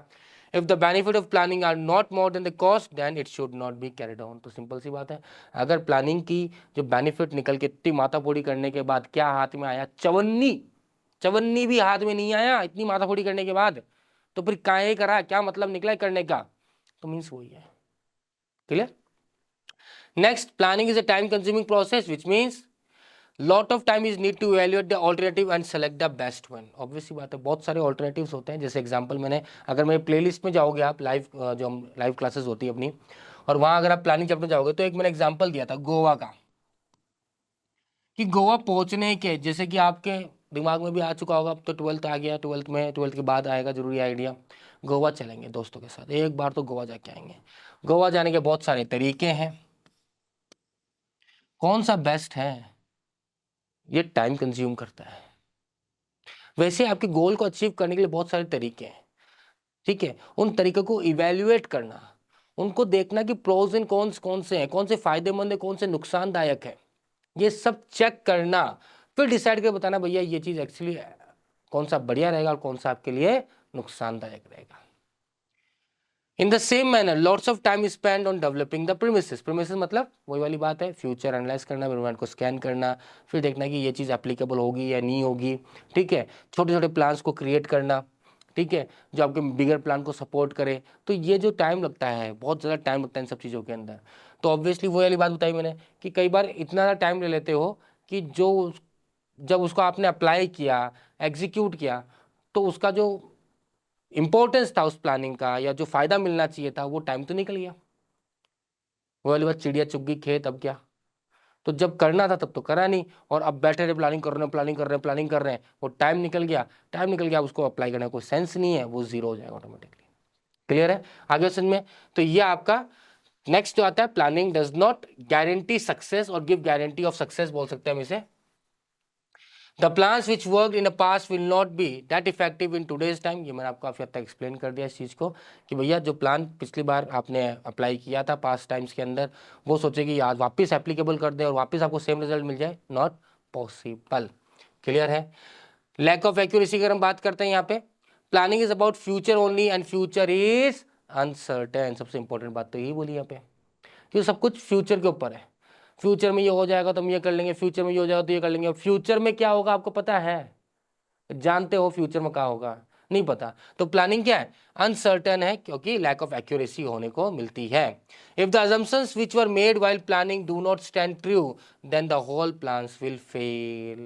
तो जो assumptions आपने ली थी, जो आपने प्लानिंग की थी, उस प्लानिंग के दौरान आपने जो assumption लिया, उसके बाद आपने जो प्लानिंग की, प्रीमिसेस डेवलप किए, अगर वो एग्जैक्टली वैसे काम नहीं करे तो फिर आपने जो भी प्लानिंग करी है ना, ऑन द मुंह पड़ेगी मुंडे पे। जैसे इंग्लैंड टीम गिर गई थी ऑन द मुंह, क्योंकि उन्होंने अजम्पशंस करे थे पर वो अजम्पशंस एक्यूरेट नहीं हुए। ठीक है, चले जी आगे बात करते हैं। तो हमारी लिमिटेशन ऑफ प्लानिंग कंप्लीट हो गई है। नेक्स्ट अगर बात करेंगे तो हम बात करेंगे external limitation of planning, planning process, meaning of plan and types of plan को लेकर बात करेंगे। तो अब बात करेंगे हम एक्सटर्नल लिमिटेशन ऑफ प्लानिंग को लेकर। सो एक्सटर्नल लिमिटेशन क्या क्या बात बोलता है बेटा? सबसे पहले अगर हम बात करते हैं एक्सटर्नल लिमिटेशंस के अंदर, बहुत इजी पॉइंट है, ज्यादा अपने टेंशन नहीं दो। सबसे पहला बोल रहा है नेचुरल कैलेमिटीज। अब नेचुरल कैलेमिटीज क्या है भैया? अर्थक्वेक आ जाना, फ्लड आ जाना, ठीक है, लाइटनिंग, थंडर। तो इसमें आपको कोई रोल है? कुछ कर सकते हो? नहीं कर सकते सर, इस पर आपको कंट्रोल ही नहीं है। तो आपने जो प्लानिंग करी और वो उसके अगेंस्ट कोई काम हो गया तो आपकी सारी प्लानिंग फेल हो गई। ये एक्सटर्नल लिमिटेशन, इस पर आपको कोई कंट्रोल वैसे भी नहीं हो सकता। नेक्स्ट, चेंज इन कॉम्पिटिटर्स पॉलिसी। अब अगर कॉम्पिटिटर जो है वो उसने पॉलिसी या स्ट्रेटेजी ही चेंज कर दी, ठीक है, आप बोल रहे थे मैं 10 रुपए में दूंगा, उसने मार्केट में बोला मैं 8 रुपए में दूंगा। फिर उसने बोला कि आप एक 15 दिन का टाइम पीरियड देते हो, ठीक है, पेमेंट करने के लिए 15 डेज। भाई ने बोला हम 30 दिन देंगे, मतलब 1 महीना देंगे। इसने बोल दिया 1 फ्री, एक के ऊपर एक फ्री और देंगे। तो उसने अपनी कंपटीशन पॉलिसी चेंज कर दी, अपनी स्ट्रैटेजी चेंज कर दी। तो उस केस में भी आप मात खा सकते हो, क्योंकि ये आपके कंट्रोल में नहीं है। जैसे सैमसंग ने किया था नोकिया के साथ, पॉलिसी चेंज कर दी, काम करने का तरीका, मार्केट में सस्ते दाम में मोबाइल लेकर आ गया जो नोकिया दे ही नहीं पाया और बाहर मार्केट से। तो कॉम्पिटिटर्स ने क्या स्ट्रैटेजी अपनाई है, कॉम्पिटिटर क्या कदम चल रहा है, क्या चाल चल रहा है, वो सब चीजें आपको पता होनी चाहिए। नहीं पता लगाए, भाप नहीं पाए तो मार्केट से बाहर। Next, change in taste, fashion and trends in the market. ये तो बहुत ऑब्वियस सी बात है, क्योंकि फैशन इंडस्ट्रीज जितनी भी है, सबसे बड़ी नुकसान जो टेक्सटाइल इंडस्ट्री का थोड़ा नुकसान को यही होता है कि जिस दिन टेस्ट चेंज हो गया उस दिन जितने भी कपड़े पड़े हुए हैं पुराने वाले वो सब जीरो हो जाए, कोई वैल्यू नहीं उनकी। आज की तारीख में अब जैसे मैंने एग्जांपल पिछले क्लास में भी दिया था आपको, कि आपने देखा है कि अब बीच में एकदम सडनली एक ट्रेंड आया था, वो फ्लावर्स प्रिंटेड वाले शर्ट, है ना, मार्केट एकदम खत्म हो गया वापस से। ठीक है, सेकंड अगर बात को तो मतलब जिनके पास वो स्टॉक पड़ा होगा जीरो हो गया उनके लिए। ठीक है, दूसरा, सडनली कोविड के बाद सब हेल्थ कॉन्शियस हो गए, बस सब हेल्दी हेल्दी डाइट लेंगे, हेल्दी फूड खाएंगे, बाहर का नहीं खाएंगे, अनहाइजीनिक नहीं खाएंगे। तो जो कोल्ड ड्रिंक्स इंडस्ट्रीज थी तो उनकी क्या हो गई, डाउनफॉल आ गया। और जो जूस मेकिंग इंडस्ट्रीज है, ठीक है, रियल जूस वगैरह, इनका चांस बढ़ गया। जिम वाले प्रोटीन शेक्स लेंगे तो उनका फायदा हो गया इन अगेंस्ट किनके, जो पहले कोल्ड ड्रिंक्स पिला रहे थे, सोडा पिला रहे थे, ये पिला रहे थे, वो पिला रहे थे, ठीक है, उसमें टेस्ट ऐड करके, फ्लेवर ऐड करके पहले अच्छा लग रहा था, पर अब क्योंकि पता गया नहीं भैया अनहाइजीनिक है, बीमार हो सकते हैं, तो ये चीज़ हटाओ। तो change in taste fashion in the trends in the market, ठीक है, होता नहीं होता, देखने को मिल रहा है ना। कई लोग ऐसे बाल, वो नहीं है फैशन बीच के अंदर, यहाँ से ऐसे पूरा बाल कटा के यहाँ से, तो ये फैशन है, चेंज होता रहता है। फ्लावर्स वाला मैं एग्जांपल दिया आपको, अभी एग्जांपल दिया कि भैया हाइजीनिक हो गए हम, ठीक है, अब हम ज़्यादा वो नहीं खाते, हाँ, अब हम जो है जंक फूड्स कम कर दिया, तो जंक फूड्स इंडस्ट्रीज को नुकसान होगा इन कंपैरिजन टू वो इंडस्ट्रीज जो अब वो हेल्दी फूड्स बना रहे हैं, जो उनके लिए फ़ायदा ही फ़ायदा है, उनके लिए तो वो हो मज़ा आ गया। क्यों हुआ? क्योंकि टेस्ट चेंज हो गया, ट्रेंड चेंज हो गया। Next, change in technology. Obvious सी बात है, अब टेक्नोलॉजी चेंज हो रही है, जैसे कि बात वो वाली बात है, पैनल पे पढ़ा रहे हैं यार, कभी सोचा था ऐसा हो सकता है? ये टेक्नोलॉजी चल रही है। मोबाइल्स देख लीजिए कितना चेंज हो रहा, फोल्डेबल फ़ोन आ गए, जो इसके साथ कॉप अप कर गया वो टिक गया, जो नहीं कर पाया बाहर। जैसे एग्जांपल दिया था वेस्टर्न कंपनी का आपको मैंने, एक बिजनेस इन्वायरमेंट का जो अपने वन शॉट किया था, वहाँ एग्जांपल दिया था वेस्टर्न कंपनी का, कि 1991 से पहले ये कंपनी 38% मार्केट शेयर कवर कर बैठी थी। जैसे एमएनसीज आया उसके साथ ये टिक नहीं पाई, क्योंकि एमएनसीज लेके आई न्यू टेक्नोलॉजी, वो टेक्नोलॉजी अडॉप्ट नहीं कर पाया, और 1995 96 में कंपनी ऑलमोस्ट गायब हो गई, पूरे की पूरी जीरो हो गई कंपनी, टेक्नोलॉजी के साथ चेंज नहीं कर पाया अपने आप को। तो जैसे टेक्नोलॉजी चेंज हो रहा है, वैसे कंपनी को अपनी प्रोडक्शन टेक्नोलॉजी, अगर मान लीजिए प्रोडक्शन टेक्नोलॉजी चेंज हो रही है, तो मशीन्स, अपग्रेडेड मशीन्स लेनी पड़ेगी, क्योंकि उनकी क्वालिटी दूसरे वाले की अच्छी होगी, आउटपुट ज़्यादा होगा, कॉस्ट ऑफ प्रोडक्शन रिड्यूस होगा, कम दाम में मार्केट में बेच पाएंगे, आप नहीं बेच पाओगे और मार्केट से बाहर हो जाओगे। Change in technology. Next, change in government economic and policy, ये सबसे इंपॉर्टेंट है। मेरे गवर्नमेंट की या इकोनॉमिक पॉलिसी जो होती है ना, ये बड़ा ही इम्पैक्टफुल होता है। जैसे कि याद है आपको, मोदी साहब आए थे रात को 8 बजे, और आके क्या बोले? डीमोनेटाइजेशन। नमस्कार मेरे भाइयों और बहनों, आज रात 12 बजे, सॉरी वो तो 8 बजे था, आज रात 12 बजे से 500 और 1000 के पुराने रोड को रद्द कर दिया जाएगा, और इनका यूज 0 हो गया। कैसे लोग पागल होके भागे थे, ठीक है। सेम जीएसटी है, वो भी इकोनॉमिक पॉलिसी का पार्ट मान लेते हैं। रिसेशन, इन्फ्लेशन, ठीक है, आपकी फिस्कल पॉलिसी कैसी है, फॉरेन पॉलिसी कैसी है, इन सब चीज़ों से क्या होता है? बिजनेस पे इफेक्ट आता है, आपकी प्लानिंग पर इफेक्ट आता ही आता है। Is it clear? आगे बात समझ में, कोई भी चीज़ जो ऊपर से गई हो तो ये याद रखना आपको, बस ज़्यादा कुछ नहीं है। नेचुरल कैलेमिटीज़ बता ही चुका हूँ, जैसे अर्थक्वेक, फ्लड वगैरह हो गया। चेंज इन कॉम्पिटेटिव पॉलिसी, उसने पॉलिसी चेंज कर ली, अपनी स्ट्रैटेजी चेंज कर ली, 1+1 फ्री देने लग गया। टेस्ट एंड फ्रेंड को मैंने बता ही चुका हूँ आपको। चेंज इन टेक्नोलॉजी बता ही चुका हूँ, वेस्टर्न कंपनी का एग्जाम्पल जैसे मैंने आपको दिया भी, और साथ ही साथ यहाँ demonetization, physical policy, foreign policy, इनको आप कंपेयर कर सकते हैं। आगे बात समझ में, चलिए जी। तो ये भी हो गया हमारा कवर। जब ये कवर हो गया तो अब हमारे पास बचा क्या? Planning process. तो हमारा एक पार्ट हो गया कवर। अब बात करते हैं हम प्लानिंग प्रोसेस को लेके, एक्सटर्नल लिमिटेशन कंप्लीट। चलिए जी, नाउ प्लानिंग प्रोसेस बड़ा इंपॉर्टेंट है, ठीक है, इसके ऊपर केस स्टडीज बन के आती है, ठीक है। तो ये यहां तक हो गया। आप बताइए इसके बाद इसको क्या करना चाहिए अकॉर्डिंग टू प्लानिंग प्रोसेस। मान लीजिए उसने ऑब्जेक्टिव सेट कर लिया, प्रीमिसेस डेवलप कर लिया, अब क्या करना चाहिए था उसे? अब उसे शायद मेरे ख्याल से alternative course of action find out करने चाहिए थे, सबसे बेस्ट वन सेलेक्ट करना चाहिए था, इंप्लीमेंट करना चाहिए था, फॉलो अप करना चाहिए था। तो ये चीज़ें हैं जो आपको पता होनी चाहिए, है ना। चलिए इनकी बात कर लेते हैं अपन डिटेल के अंदर थोड़ी सी। तो प्लानिंग प्रोसेस से पहला, सेटिंग अप द ऑब्जेक्टिव, सबसे पहले यही होता है। अगर आप ऑब्जेक्टिव को सेट ही नहीं करते, आपका ऑब्जेक्टिव ही क्या है आपको पता ही नहीं, तो प्लानिंग करने का कोई लेना देना नहीं है। भैया काय का प्रोसीजर बनाना, काय के मेथड्स, काय का बजट बनाना, क्यों बनाना जब आपका ऑब्जेक्टिव ही नहीं है? तो ऑब्जेक्टिव क्या, उसके हिसाब से आपका क्या होगा अगला? उसका अगला होगा आपका डेवलपिंग प्रीमिसेस। नेक्स्ट थर्ड क्या होगा हमारा, listing the various alternative course of actions, कौन से रास्ते से, कौन से तरीके से आपने ऑब्जेक्टिव को हासिल कर सकते हो। फिर इवेल्युएट करना, ये देखना कि कौन सा आपके लिए सबसे बेस्ट है। भाई प्रोज एंड कॉन्स चेक करना है यहाँ पे कि भैया जिस प्रोज एंड कॉन्स, ऑब्वियसली ऐसा तो कोई रास्ता होगा नहीं, ऐसा कोई मेथड होगा नहीं जिसमें कोई नुकसान नहीं हो, नुकसान होगा, पर सबसे कम नुकसान किसके अंदर है। अगर मुझे 4 तरीके पता है, 1 2 3 4, तो सबसे कम नुकसान किसमें है, सबसे ज्यादा फायदा किसमें हो रहा है, वही चीज को मैं एक्सेप्ट करूंगा। नेक्स्ट सेलेक्टिंग ऑल्टरनेटिव, तो वही वाली बात है, इवैल्यूएट कर लिया, मान लीजिए इसमें सबसे कम नुकसान था तो इसको मैंने क्या कर लिया, सेलेक्ट कर लिया। जब सेलेक्ट कर लिया तो क्या करोगे, घर पे थोड़ी रखोगे, इंप्लीमेंट करोगे। इंप्लीमेंट कर तो लिया पर सही तरीके से काम कर रहा है नहीं कर रहा है, कैसे पता लगेगा, जब आप क्या करोगे, फॉलो अप करोगे। इज इट क्लियर, आगे बात समझ में, चले आगे, चलिए जी सर। नेक्स्ट अगर हम बात करते हैं यहाँ पे सेटिंग अप द ऑब्जेक्टिव्स, तो सबसे पहले आ गया सेटिंग ऑब्जेक्टिव को। In planning function managers begin with the setting up of the objective, सबसे पहला प्रोसेस ही यही होता है हमारा। All the policies, procedures and methods are framed, managers set up the objective very clearly keeping in the mind the financial and physical resources of the company.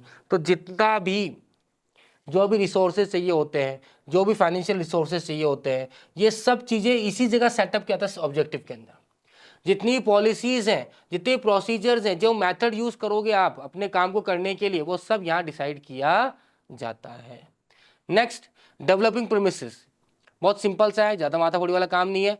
Forecast the future such as demand for the product, change in government and competitive policy, tax rate, आने वाले time में क्या क्या हो सकता है, क्या क्या बदलाव हो सकते हैं, कौन सा फायदेमंद रहेगा, कौन सा नुकसानदायक रहेगा, उसको हम कैसे हैंडल करेंगे, ठीक है, कैसे हमें उसको ट्रीट या टैकल करना चाहिए, वो सब क्या होता है, प्रीमिसेस होता है। और ये बेसिकली अजम्पशन होते हैं सारे, क्योंकि भाई क्या प्लानिंग इज फ्यूचरिस्टिक, फ्यूचर में क्या क्या हो सकता है, इन चीजों का ध्यान लगाने वाली गणित की बात है यहाँ पे।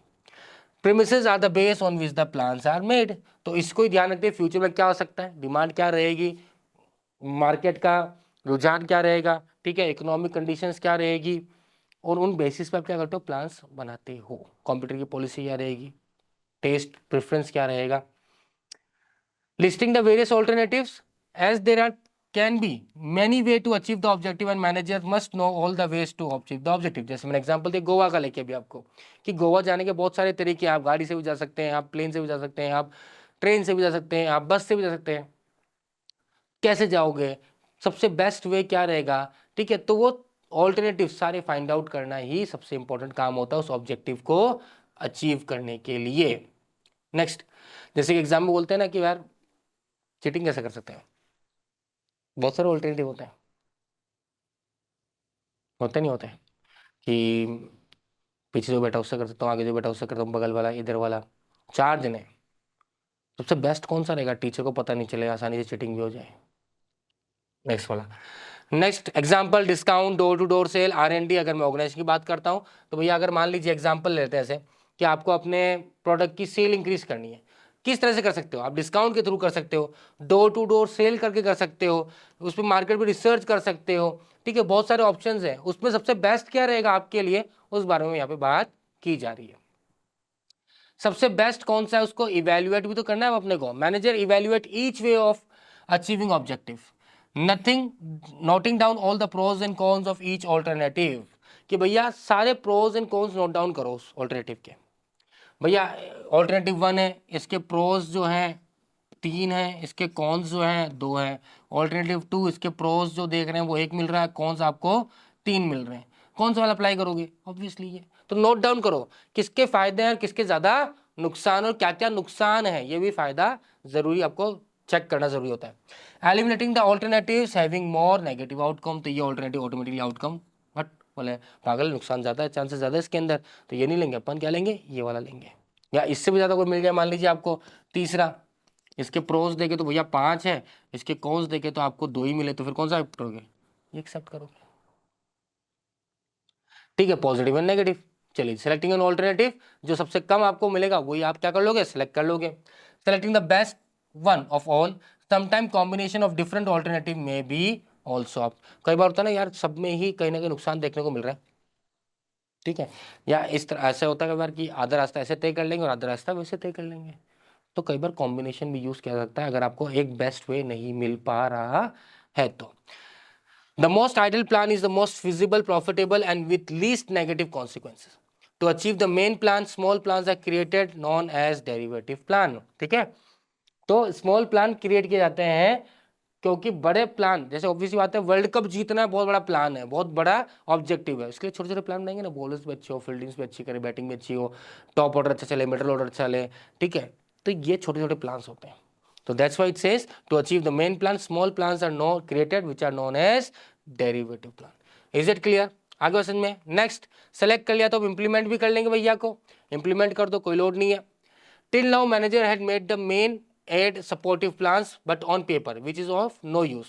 To implement it must be communicated to the employees. तो अभी तक जितना भी है सब पेपर वर्क हुआ है, दिमागी तौर पे हुआ है, पर इसका भी कोई यूज नहीं है। कब होगा इसका यूज? जब आप इसको इंप्लीमेंट करोगे। इंप्लीमेंट कैसे करोगे? जब अपने एम्प्लॉयज को बताओगे भैया हम ये करना चाहते हैं, आपको इस तरह से करना है, इस तरह से हम अपने ऑब्जेक्टिव को हासिल कर लेंगे।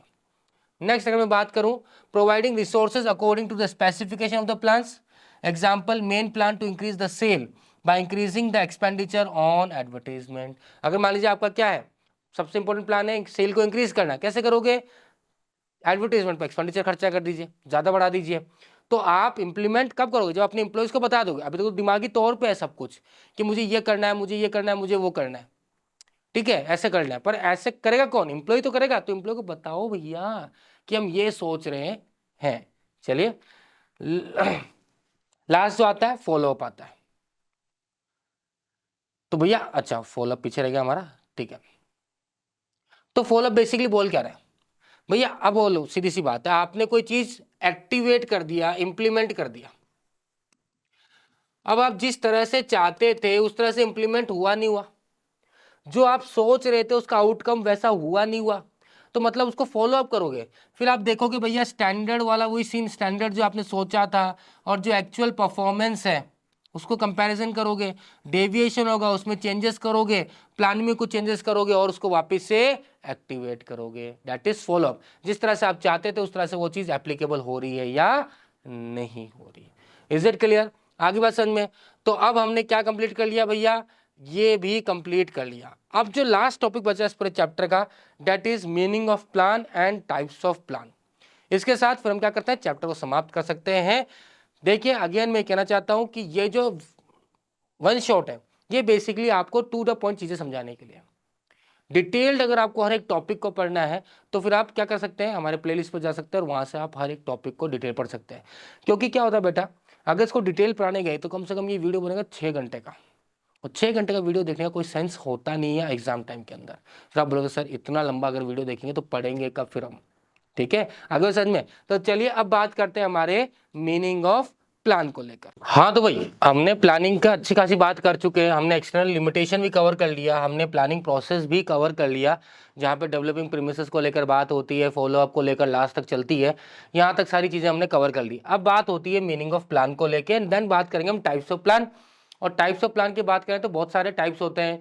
जैसे पहले अगर हम बात करें तो यहाँ पे हम standing plan, single use plan, इसको चर्चा करेंगे। उसके बाद टाइप्स ऑफ प्लान में हम बात करेंगे ऑब्जेक्टिव को लेकर, स्ट्रैटेजी को लेकर, पॉलिसीज को लेकर, रूल्स को लेकर, प्रोसीजर को लेकर, मेथड्स को लेकर, बजट को लेकर, प्रोग्राम को लेकर, इन सब से डिटेल चर्चा करी जाएगी। ठीक है, तो स्टार्ट करते हैं हमारी मीनिंग ऑफ प्लान से लेके पहले। चलिए जी, तो मीनिंग ऑफ प्लान हमसे क्या कहना चाहता है, जरा इस बारे में चर्चा कर लेते हैं। मीनिंग ऑफ प्लान हमसे कहना चाहता है भैया कि a plan is a document that outlines how the goals are going to be met. भैया हम कैसे कैसे अपने गोल्स को, कैसे अपने ऑब्जेक्टिव, कैसे अपनी जो जो फ्यूचरिस्टिक अपने सोच रखा भैया ये ऑर्गेनाइजेशन का गोल है, ये अचीव हम करना चाहते हैं, वो गोल कैसे अचीव किया जाएगा। सिंपल सी बात है, जैसे अगर आप नॉर्मली अपने घर में शादी हो रही है तो शादी किस तरह से करी जाएगी, पहले शादी अच्छी करनी है, गोल है, अब कैसे करी जाएगी उसके लिए जो प्लानिंग होती है वो सब क्या कहलाता है, प्लान कहलाता है। भाई उसमें बजट को देखा जाता है ना कि हमारा बजट इतना रहेगा, इतना पैसा हम खर्च करेंगे शादी के अंदर, ठीक है। उसमें भी फिर आप फर्दर सब डिवाइड करते हो, भैया खाने पे ज़्यादा अच्छा होना चाहिए या फिर आप गिफ्ट आइटम ज़्यादा दोगे, सोने चांदी के आइटम ज़्यादा दोगे, तो ये सब भी आप उसमें आउटलाइन करते हो। कैसे किया जाएगा काम, कौन से मेथड्स के थ्रू किया जाएगा, ये सब चीजें किसमें होती है, प्लान के अंदर बात की जाती है। नेक्स्ट अगर हम बात करें, there may be more than one way and means of achieving the particular goals, but with the help of logical plan objective and organisation could be easily achieve. जैसे हमने बात किया था भैया एक गोल को अचीव करने के लिए बहुत सारे रास्ते होते हैं, जो मैं एग्जांपल हमेशा आपको देता हूं कि भैया गोवा जाने के बहुत सारे रास्ते हैं, बहुत सारे तरीके हैं, पर लॉजिकल जब प्लानिंग करोगे, सोच समझ के करोगे, अपने बजट्स को देख के करोगे, प्रॉपर मेथड के साथ करोगे, सबसे बेस्ट वे निकल के आएगा आपके लिए। ठीक है। अलग अलग कंडीशन, अलग सर्कमस्टांसेस होते हैं। ठीक है, मान लीजिए कि यार मेरे को तो इकोनॉमिकल करना, ज्यादा एक्सपेंसिव नहीं करना, तो इनकेस फिर आप क्या कर सकते हो, आप बाई ट्रेन रूट, ज्यादा आपको टायर्डनेस भी नहीं होगी, और बोले नहीं यार मेरे पास टाइम कम है, ज्यादा टाइम वेस्ट नहीं करना ट्रैवलिंग के अंदर, तो फिर आप क्या करोगे, बोले यार डायरेक्ट प्लेन से चलते हैं।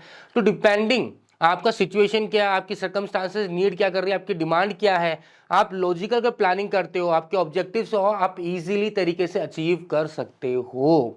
ठीक है, बात समझ में आ गई। चलिए नेक्स्ट अगर हम बात करते हैं इसी में, तो टाइप्स ऑफ प्लान को लेके बात कर लेते हैं। बहुत सिंपल सा है, एक सिंगल यूज प्लान होता है। सिंगल यूज प्लान एक पर्टिकुलर प्रोजेक्ट, एक पर्टिकुलर टाइम के लिए होता है। भैया एक शादी जो करी उसका अलग प्लान होगा, जब आप दूसरी शादी करोगे उसका अलग प्लान होगा, तो बेसिकली सिंगल यूज प्लान में हम कह सकते हैं। ठीक है, आपने 8 क्लास की पढ़ाई कैसे करी, 9th क्लास की पढ़ाई कैसे करोगे, और 10th की कैसे करोगे, 12th बोर्ड की कैसे करोगे, अलग अलग होता है हर साल। ठीक है, ये सिंगल यूज प्लान है। ठीक है, दूसरा होता है हमारा रिपीटेड प्लान, या हम स्टैंडिंग प्लान बोल सकते हैं, जो फिक्स है। ठीक है, कई बच्चे, अगर आप, जैसे मैंने आपको बताया, एग्जाम टाइम में प्रिपरेशन अलग अलग तरीके से होती है सिंगल यूज प्लान, पर पूरे साल आपका रहता है कि भैया मुझे, जैसे कई बच्चे होते हैं जो बोलते हैं यार मुझे तो हर हफ्ते जो है या हर दिन जो है 3 घंटे पढ़ने ही पढ़ने हैं, चाहे वो स्कूल एग्जाम हो चाहे वो मेरे बोर्ड एग्जाम हो, तो वो उसके स्टैंडिंग प्लान हो सकते हैं। भैया घर के कोई रूल्स एंड पॉलिसीज है कि भैया रात के 10 बजे बाद आप घर से अलाउड नहीं हो बाहर, 10 बजे आपको घर पहुंचना ही पहुंचना है, इसके अलावा अगर आप लेट होते हो तो एक्सेप्ट नहीं किया जाएगा। ऑफिस के कुछ रूल्स होते हैं, स्कूल के कुछ रूल्स होते हैं, 7 बजे स्कूल की घंटी लग जाएगी, प्रेयर स्टार्ट हो जाएगा, उससे पहले आपको पहुंचना है। स्टैंडिंग प्लान है, उसमें बार बार चेंजेस नहीं किए जाएंगे वो, है ना। सिंगल यूज प्लान, जैसे स्कूल के अंदर आपके एनुअल फंक्शन होता है, हर साल एनुअल फंक्शन होता है, हर साल प्लानिंग अलग होती है। ऐसे नहीं जो पिछले साल एनुअल फंक्शन किया वही आप सेम टू सेम रिपीट कर दोगे, नहीं होता ना। तो उसके लिए क्या करा आपने, अलग से प्लान किया, that is single use plan. Clear है, आगे समझ में। चलिए जी, single use plan one time plan, it is design to achieve a particular goal, एक पर्टिकुलर गोल के लिए किया जाता है। जैसे गोल अचीव, प्लान खत्म, कैंसिल, हटाओ, उस प्लान को यूज नहीं करना।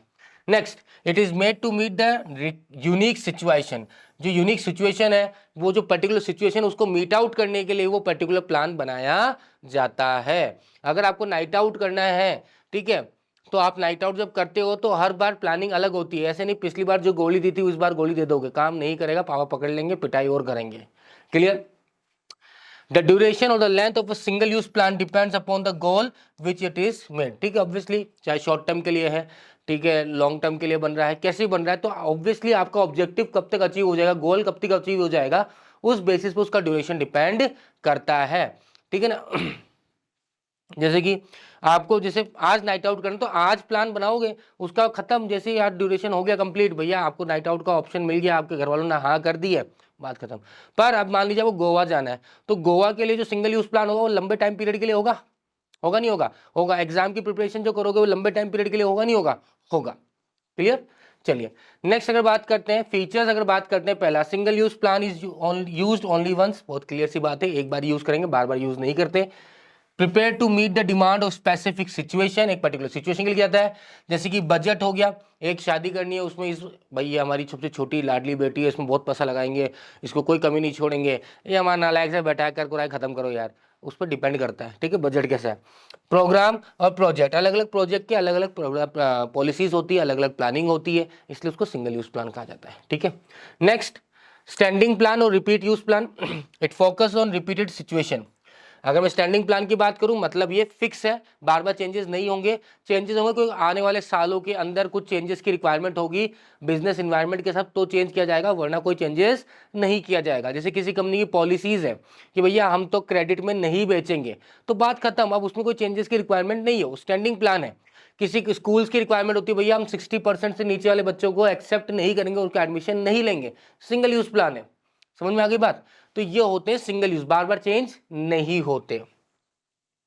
It is made once and use over a period of years, एक बार बनाया जाता है और सालों साल चलता रहता है। जैसे बोलते हैं ना हमारी पूर्वजों से चलती हुई आ रही है प्रथा है, इसको यूज करते जाना, इसी तरह से हम मान्यता रखते हैं, तो वो सिंगल यूज प्लान नहीं है, वो स्टैंडिंग प्लान है आपका, एक बार यूज होगा, होता ही रहेगा। हाँ, समय के अनुसार उसमें कुछ चेंजेस आप कर दोगे, पर मोटा मोटी वही रहेगी बात।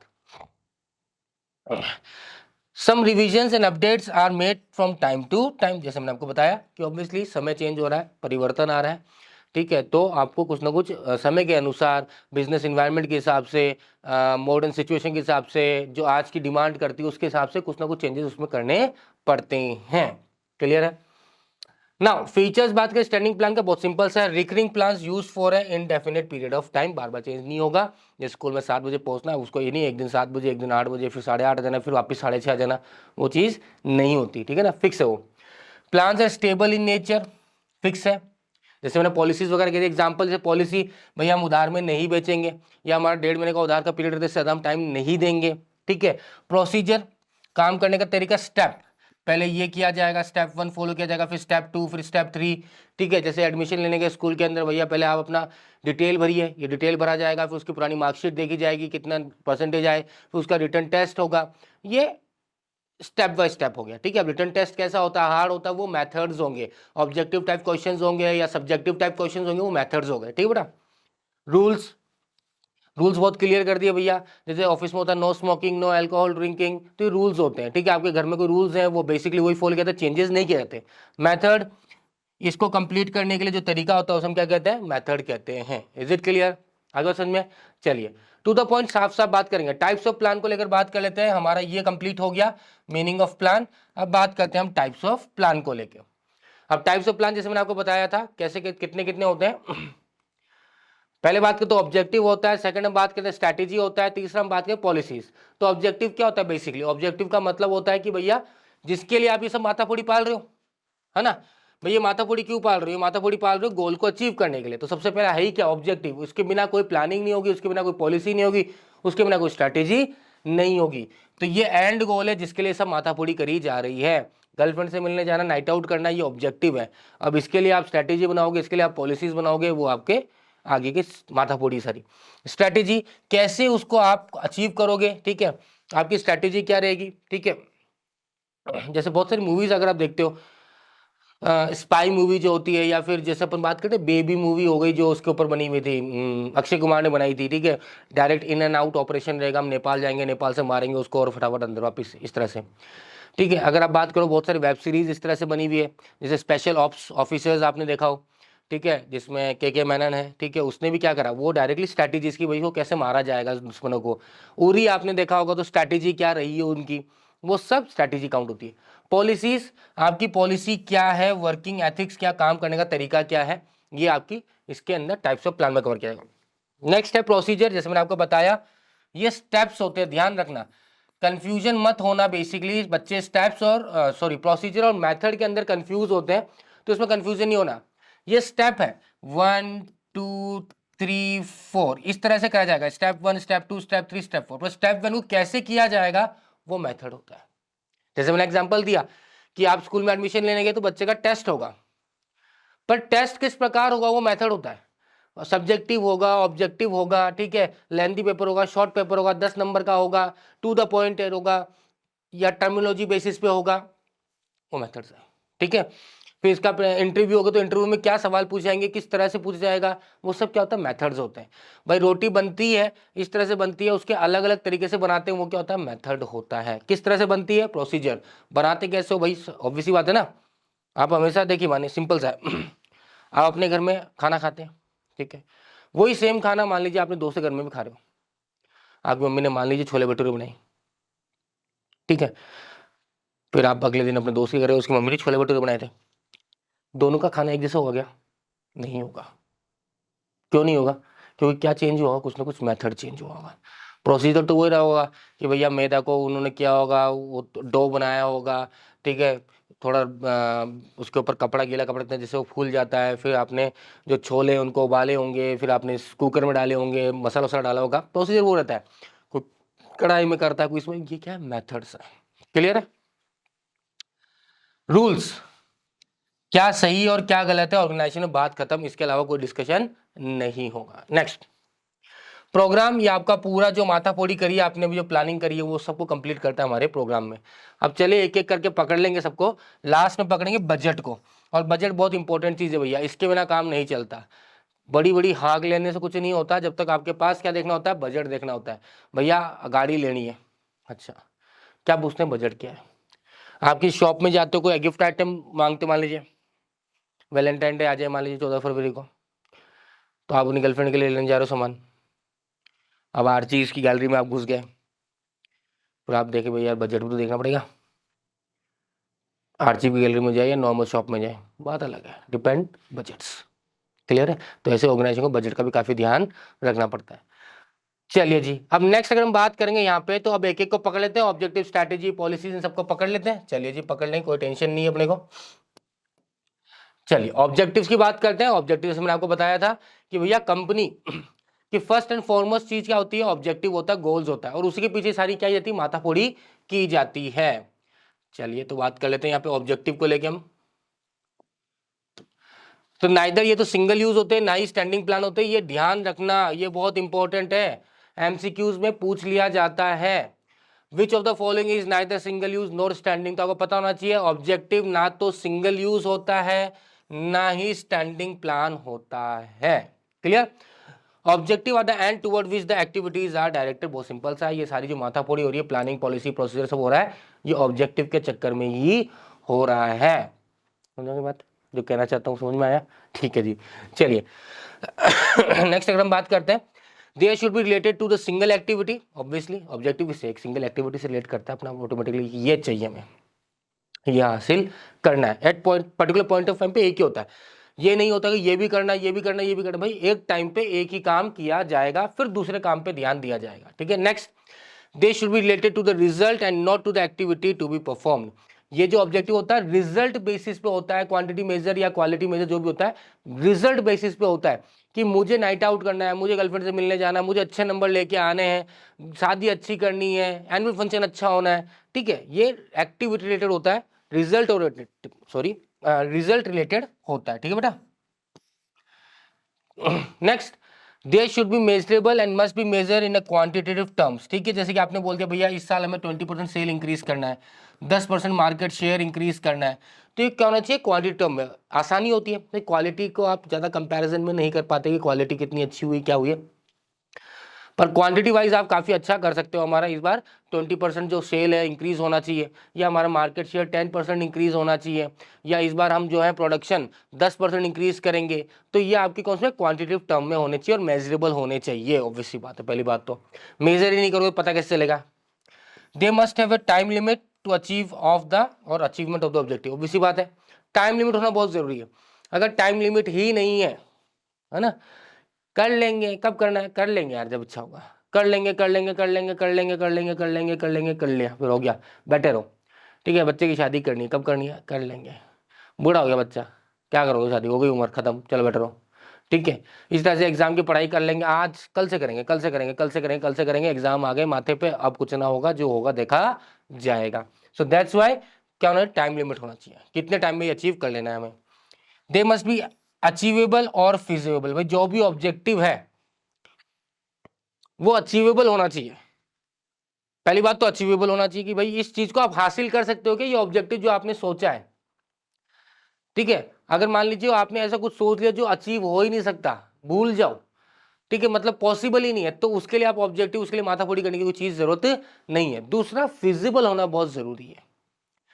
भैया मान लीजिए आपने जो ऑब्जेक्टिव अचीव करो उसकी कॉस्ट, लागत ही इतनी आ गई कि उसका प्रॉफिट का कोई लेना देना ही नहीं है, प्रॉफिट कमाओगे तो भी आप लॉस में ही जाओगे, तो भी कोई मतलब नहीं है उस चीज को करने में। Example, increase in sale by 10%, मान लिया, हो सकता है आप बोल दो भैया हम तो 200% सेल इंक्रीज करेंगे। ठीक है,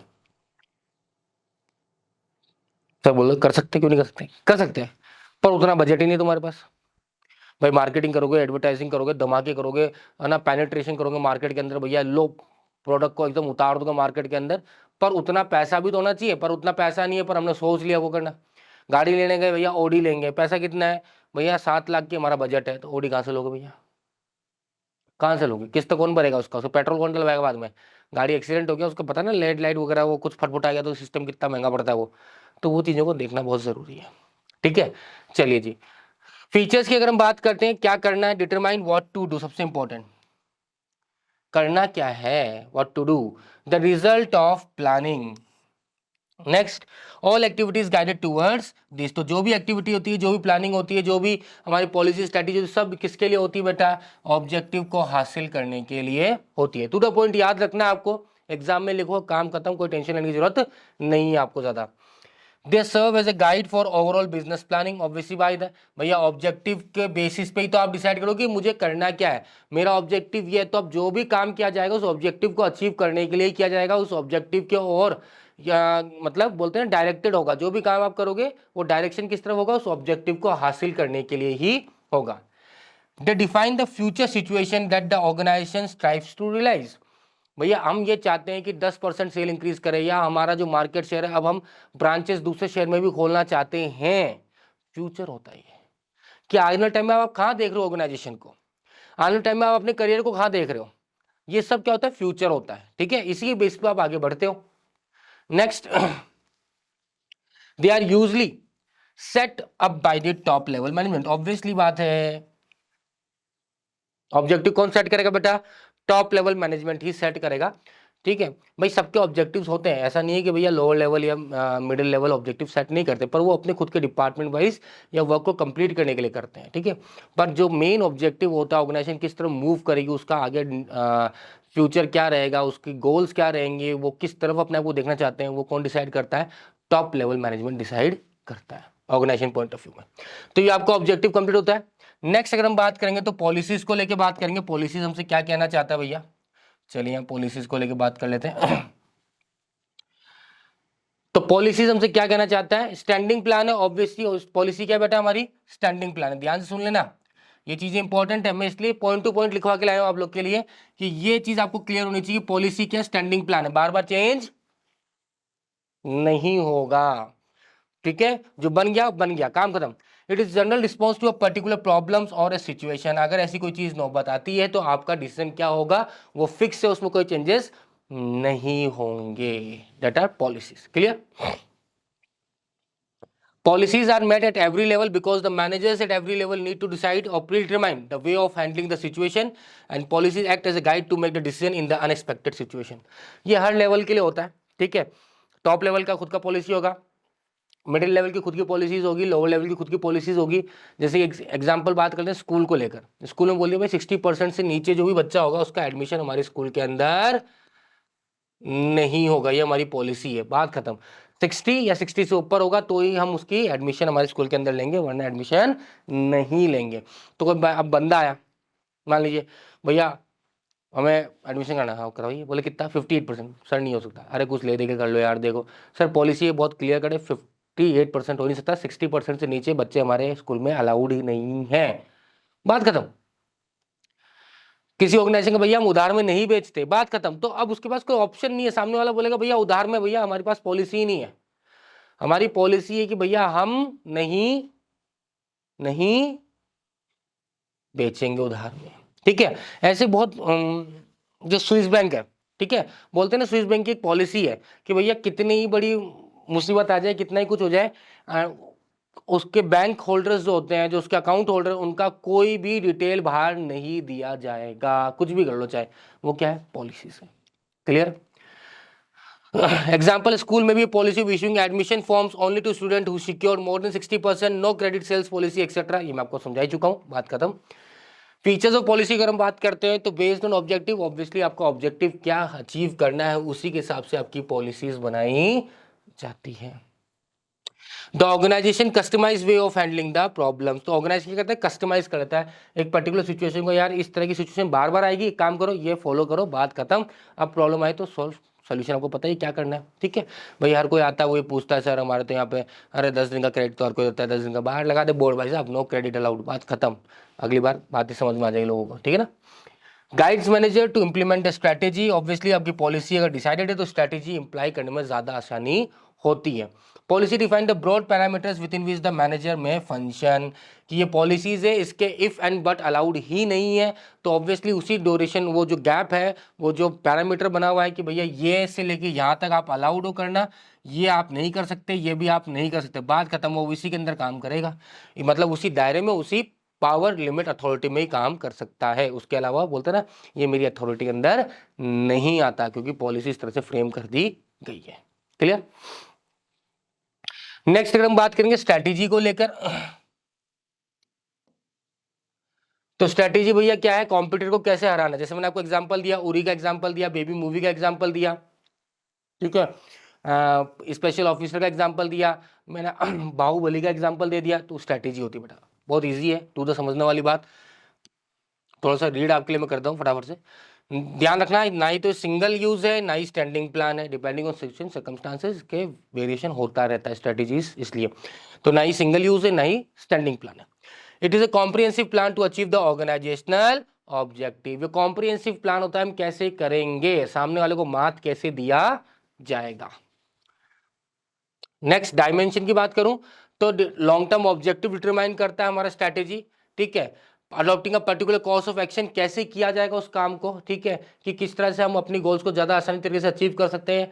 या जैसे मान लीजिए बोल रही कि 10% मार्केट शेयर इंक्रीज करना है, अब सामने वाले को फ्री बैठा है क्या, जो आपको कॉम्पिटिटर है वो आपको हलवे में देगा क्या, बोला 10% तू इंक्रीज कर ले, मैं तो को नहीं इंक्रीज, तो वो आप उसको कैसे मात दोगे, ठीक है। या आप सस्ता कर दोगे प्रोडक्ट को, एक पे एक फ्री करके दे दोगे, तो वो सब क्या कहलाती है, आपकी स्ट्रैटेजी कहलाती है।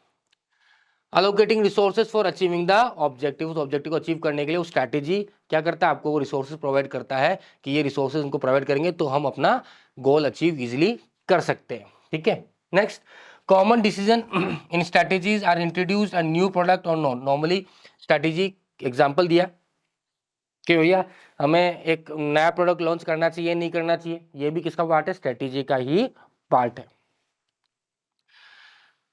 How to introduce finding out customer for new product, making changes in existing plan, ये भी कैसे होता है। अगर और मैं बात करूं, भाई आपको न्यू प्रोडक्ट स्टार्ट करना चाहते हैं तो उसके लिए आपको मार्केट देखना पड़ेगा, समझना पड़ेगा ना मार्केट को, कि भैया हमारे कस्टमर कौन रहेंगे, कौन इस प्रोडक्ट को परचेज करेगा, नीड क्या है, रिक्वायरमेंट क्या है, हमारा मार्केटिंग सेक्टर क्या रहेगा, या हमारे जो एग्जिस्टिंग प्रोडक्ट उसमें कुछ चेंज कर दे, नया प्रोडक्ट लेके नहीं आए, जो ओल्ड प्रोडक्ट है उसी में कुछ रिफ्रेश कर दे, मेकअप वुकअप कर दे उसका थोड़ा सा, ठीक है, और उसमें चेंज कर दे, तो हमें नए प्रोडक्ट की लॉन्च करने की जरूरत नहीं पड़े। अगर नया प्रोडक्ट कर रहे हो तो भैया आपका कस्टमर कैसे फाइंड करोगे, कस्टमर तक ये चीजें पहुंची कैसी, कौन आपका कस्टमर होगा, ये सब स्ट्रैटेजी का पार्ट बनता है।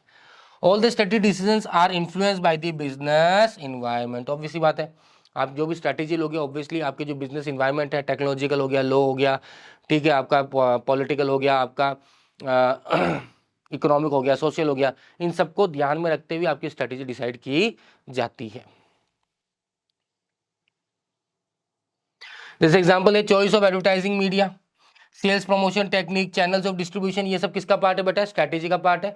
इनमें से जो भी डिसाइड करते हो आप क्या बोलोगे, ये हमारी स्ट्रैटेजी है, हमारी स्ट्रैटेजी, हम इस तरह से इसका एडवर्टाइजमेंट करेंगे, हमारी स्ट्रैटेजी, हमारा सेल्स प्रमोशन ये रहेगा, हमारा स्ट्रैटेजी है कि चैनल ऑफ डिस्ट्रीब्यूशन हम 0 to 0 रखेंगे, ठीक है, मतलब डायरेक्टली सेल करेंगे कस्टमर को, या फिर हम टायर 1 पे काम करेंगे, टायर 2 पे काम करेंगे, तो अलग अलग channels of distribution depending upon their on strategy and how to and depending on whatever the goal of the organisation, ठीक है, उस हिसाब से उनकी स्ट्रैटेजी रहती है बेटा।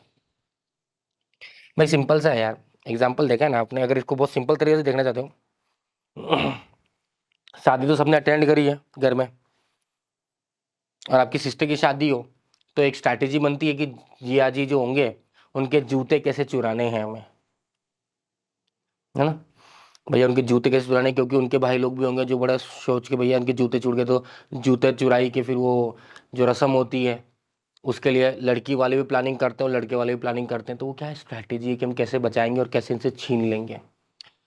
सिंपल सा है, देखा मैंने कहा ना, हर चीज का लाइव एग्जांपल है।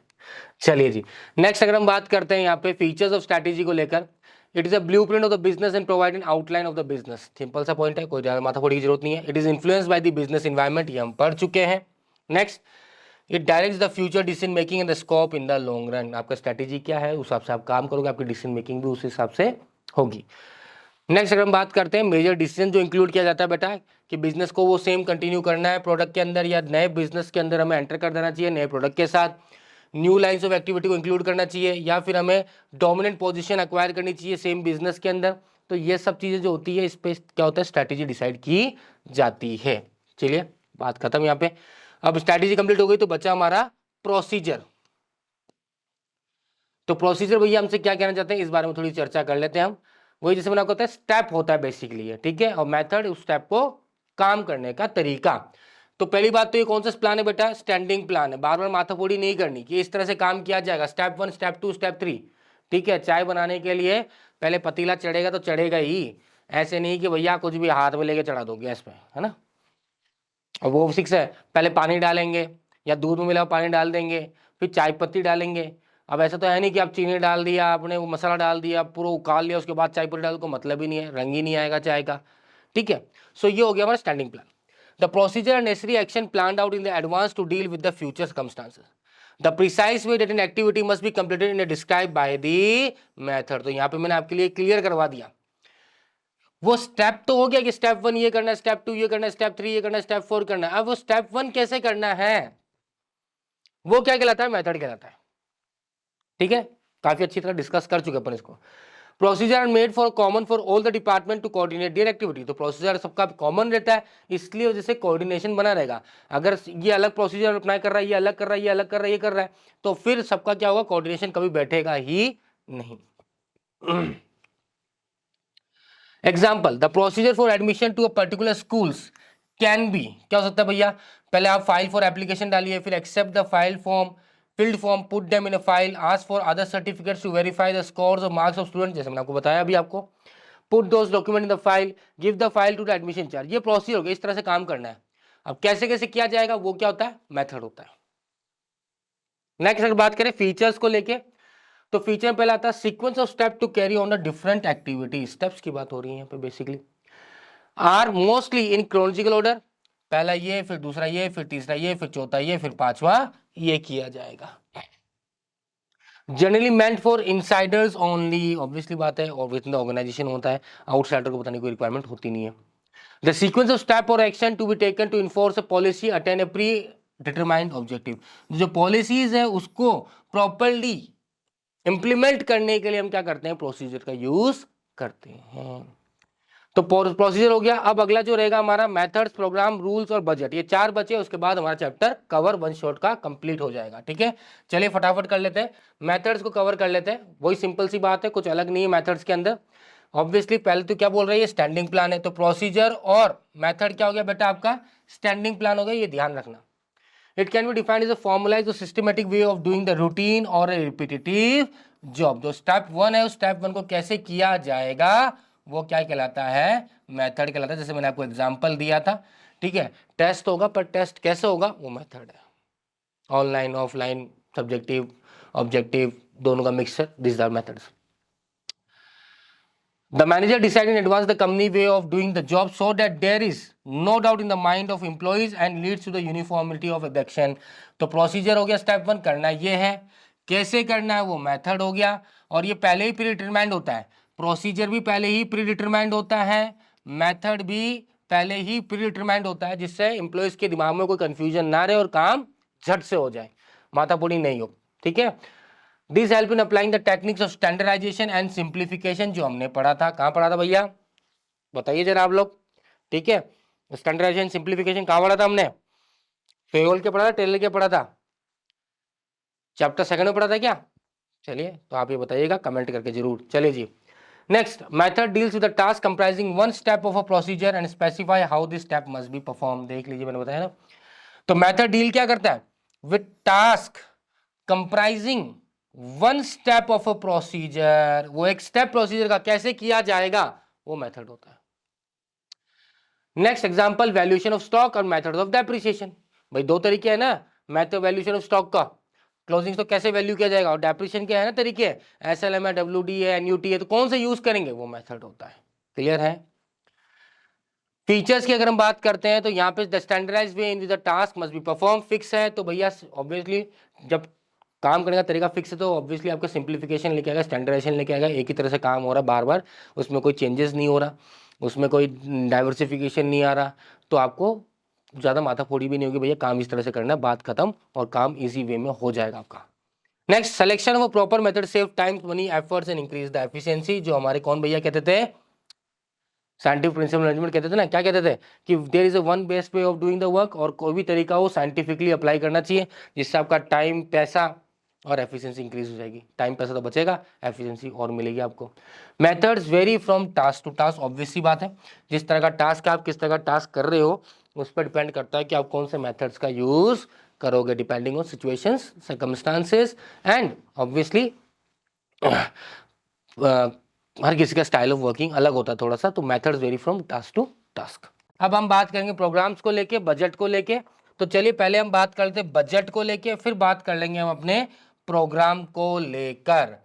किसकी बात करें? चलिए प्रोग्राम ले लीजिए, आपकी इच्छा है तो प्रोग्राम से कर लेते हैं, फिर बजट कर लेंगे, पैसा हमेशा अच्छा लगता है। चलिए जी, तो पहली बात तो प्रोग्राम क्या बेटा? सिंगल यूज प्लान है। ध्यान से सुन लेना, प्रोग्राम क्या है हमारा? सिंगल यूज प्लान है। ये इंपॉर्टेंट है, ध्यान रखना आपको कि भैया ये कौन से प्लान है, ये सिंगल यूज में आते हैं या फिर हमारे स्टैंडिंग प्लान में आते हैं, या ये कुछ ऐसे प्लान्स हैं जो ना तो सिंगल यूज होते हैं ना ही स्टैंडिंग प्लान होते हैं। प्रोग्राम है क्या बेटा? सभी का कॉम्बिनेशन है। ध्यान रखना, जो ऑब्जेक्टिव है, जो पॉलिसीज है, जो प्रोसीजर है, जो मेथड्स हैं, जो रूल्स हैं, इन सब का कॉम्बिनेशन क्या कहलाता है बेटा? हमारा प्रोग्राम कहलाता है। क्लियर?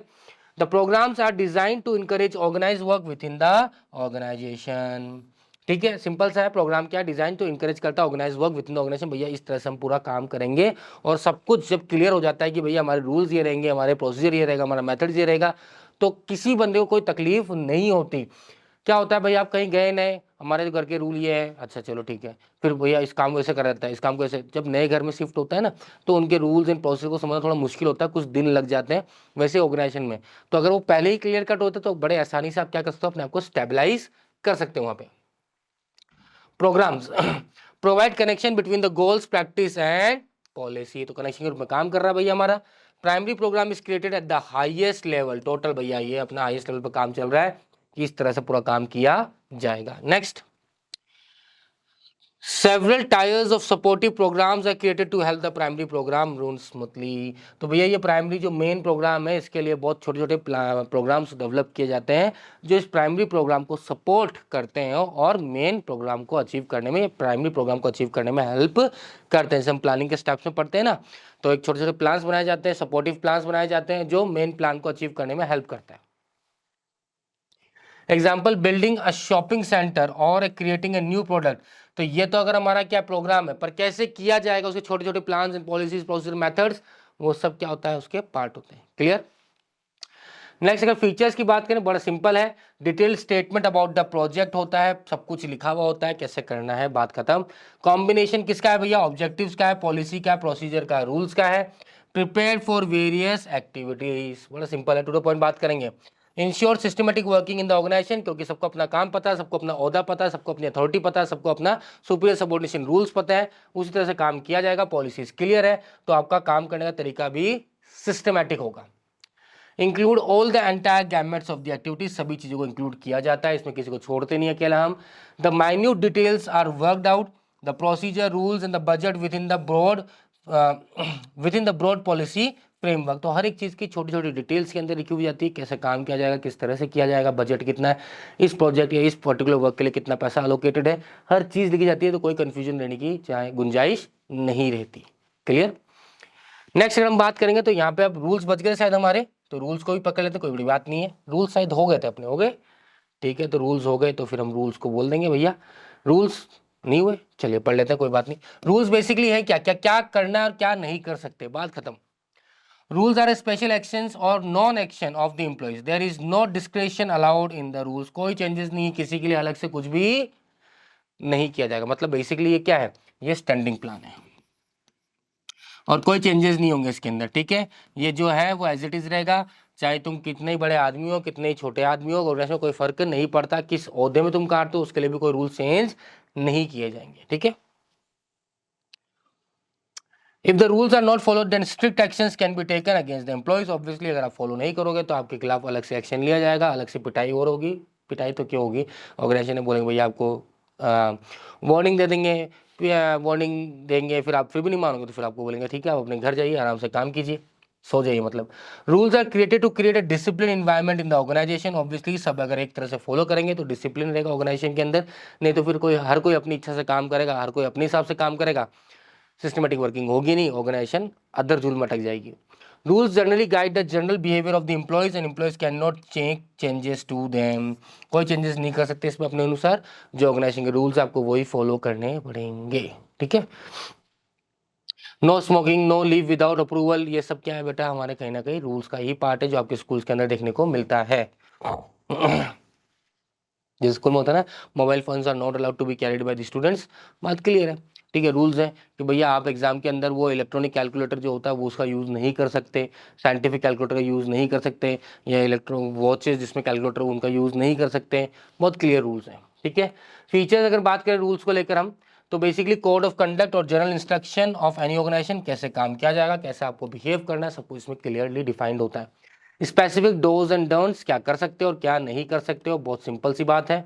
रिजिड होते हैं, स्ट्रिजेंट होते हैं, कंपल्सिव इन नेचर होते हैं। रिजिड क्योंकि इसको चेंज नहीं किया जाता, कंपल्सिव हर किसी के ऊपर फॉलो करना ही पड़ेगा, कंपल्सरी है, इसमें कोई किसी के लिए भेदभाव नहीं होता।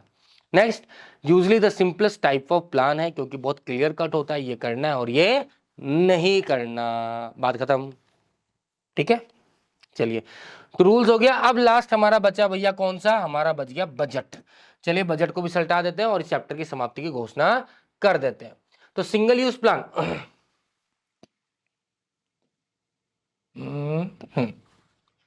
पहली बात तो बजट है क्या बेटा, सिंगल यूज है। जैसे मैंने आपको बताया था, हर एक प्रोजेक्ट के लिए, हर एक सिचुएशन के लिए, हर एक क्या बोलते हैं इवेंट के लिए एक बजट अलग अलग होता है। ठीक है, जैसे मैंने बताया तो भाई लाडली बेटी हमारी सबसे छोटी बेटी, इसकी बढ़िया शादी करेंगे, अब थोड़ा सा खर्च करेंगे, अब नालायक सा लड़का है, इसके लिए क्या है करना है, थोड़ा सा कर दे, कर खत्म करो।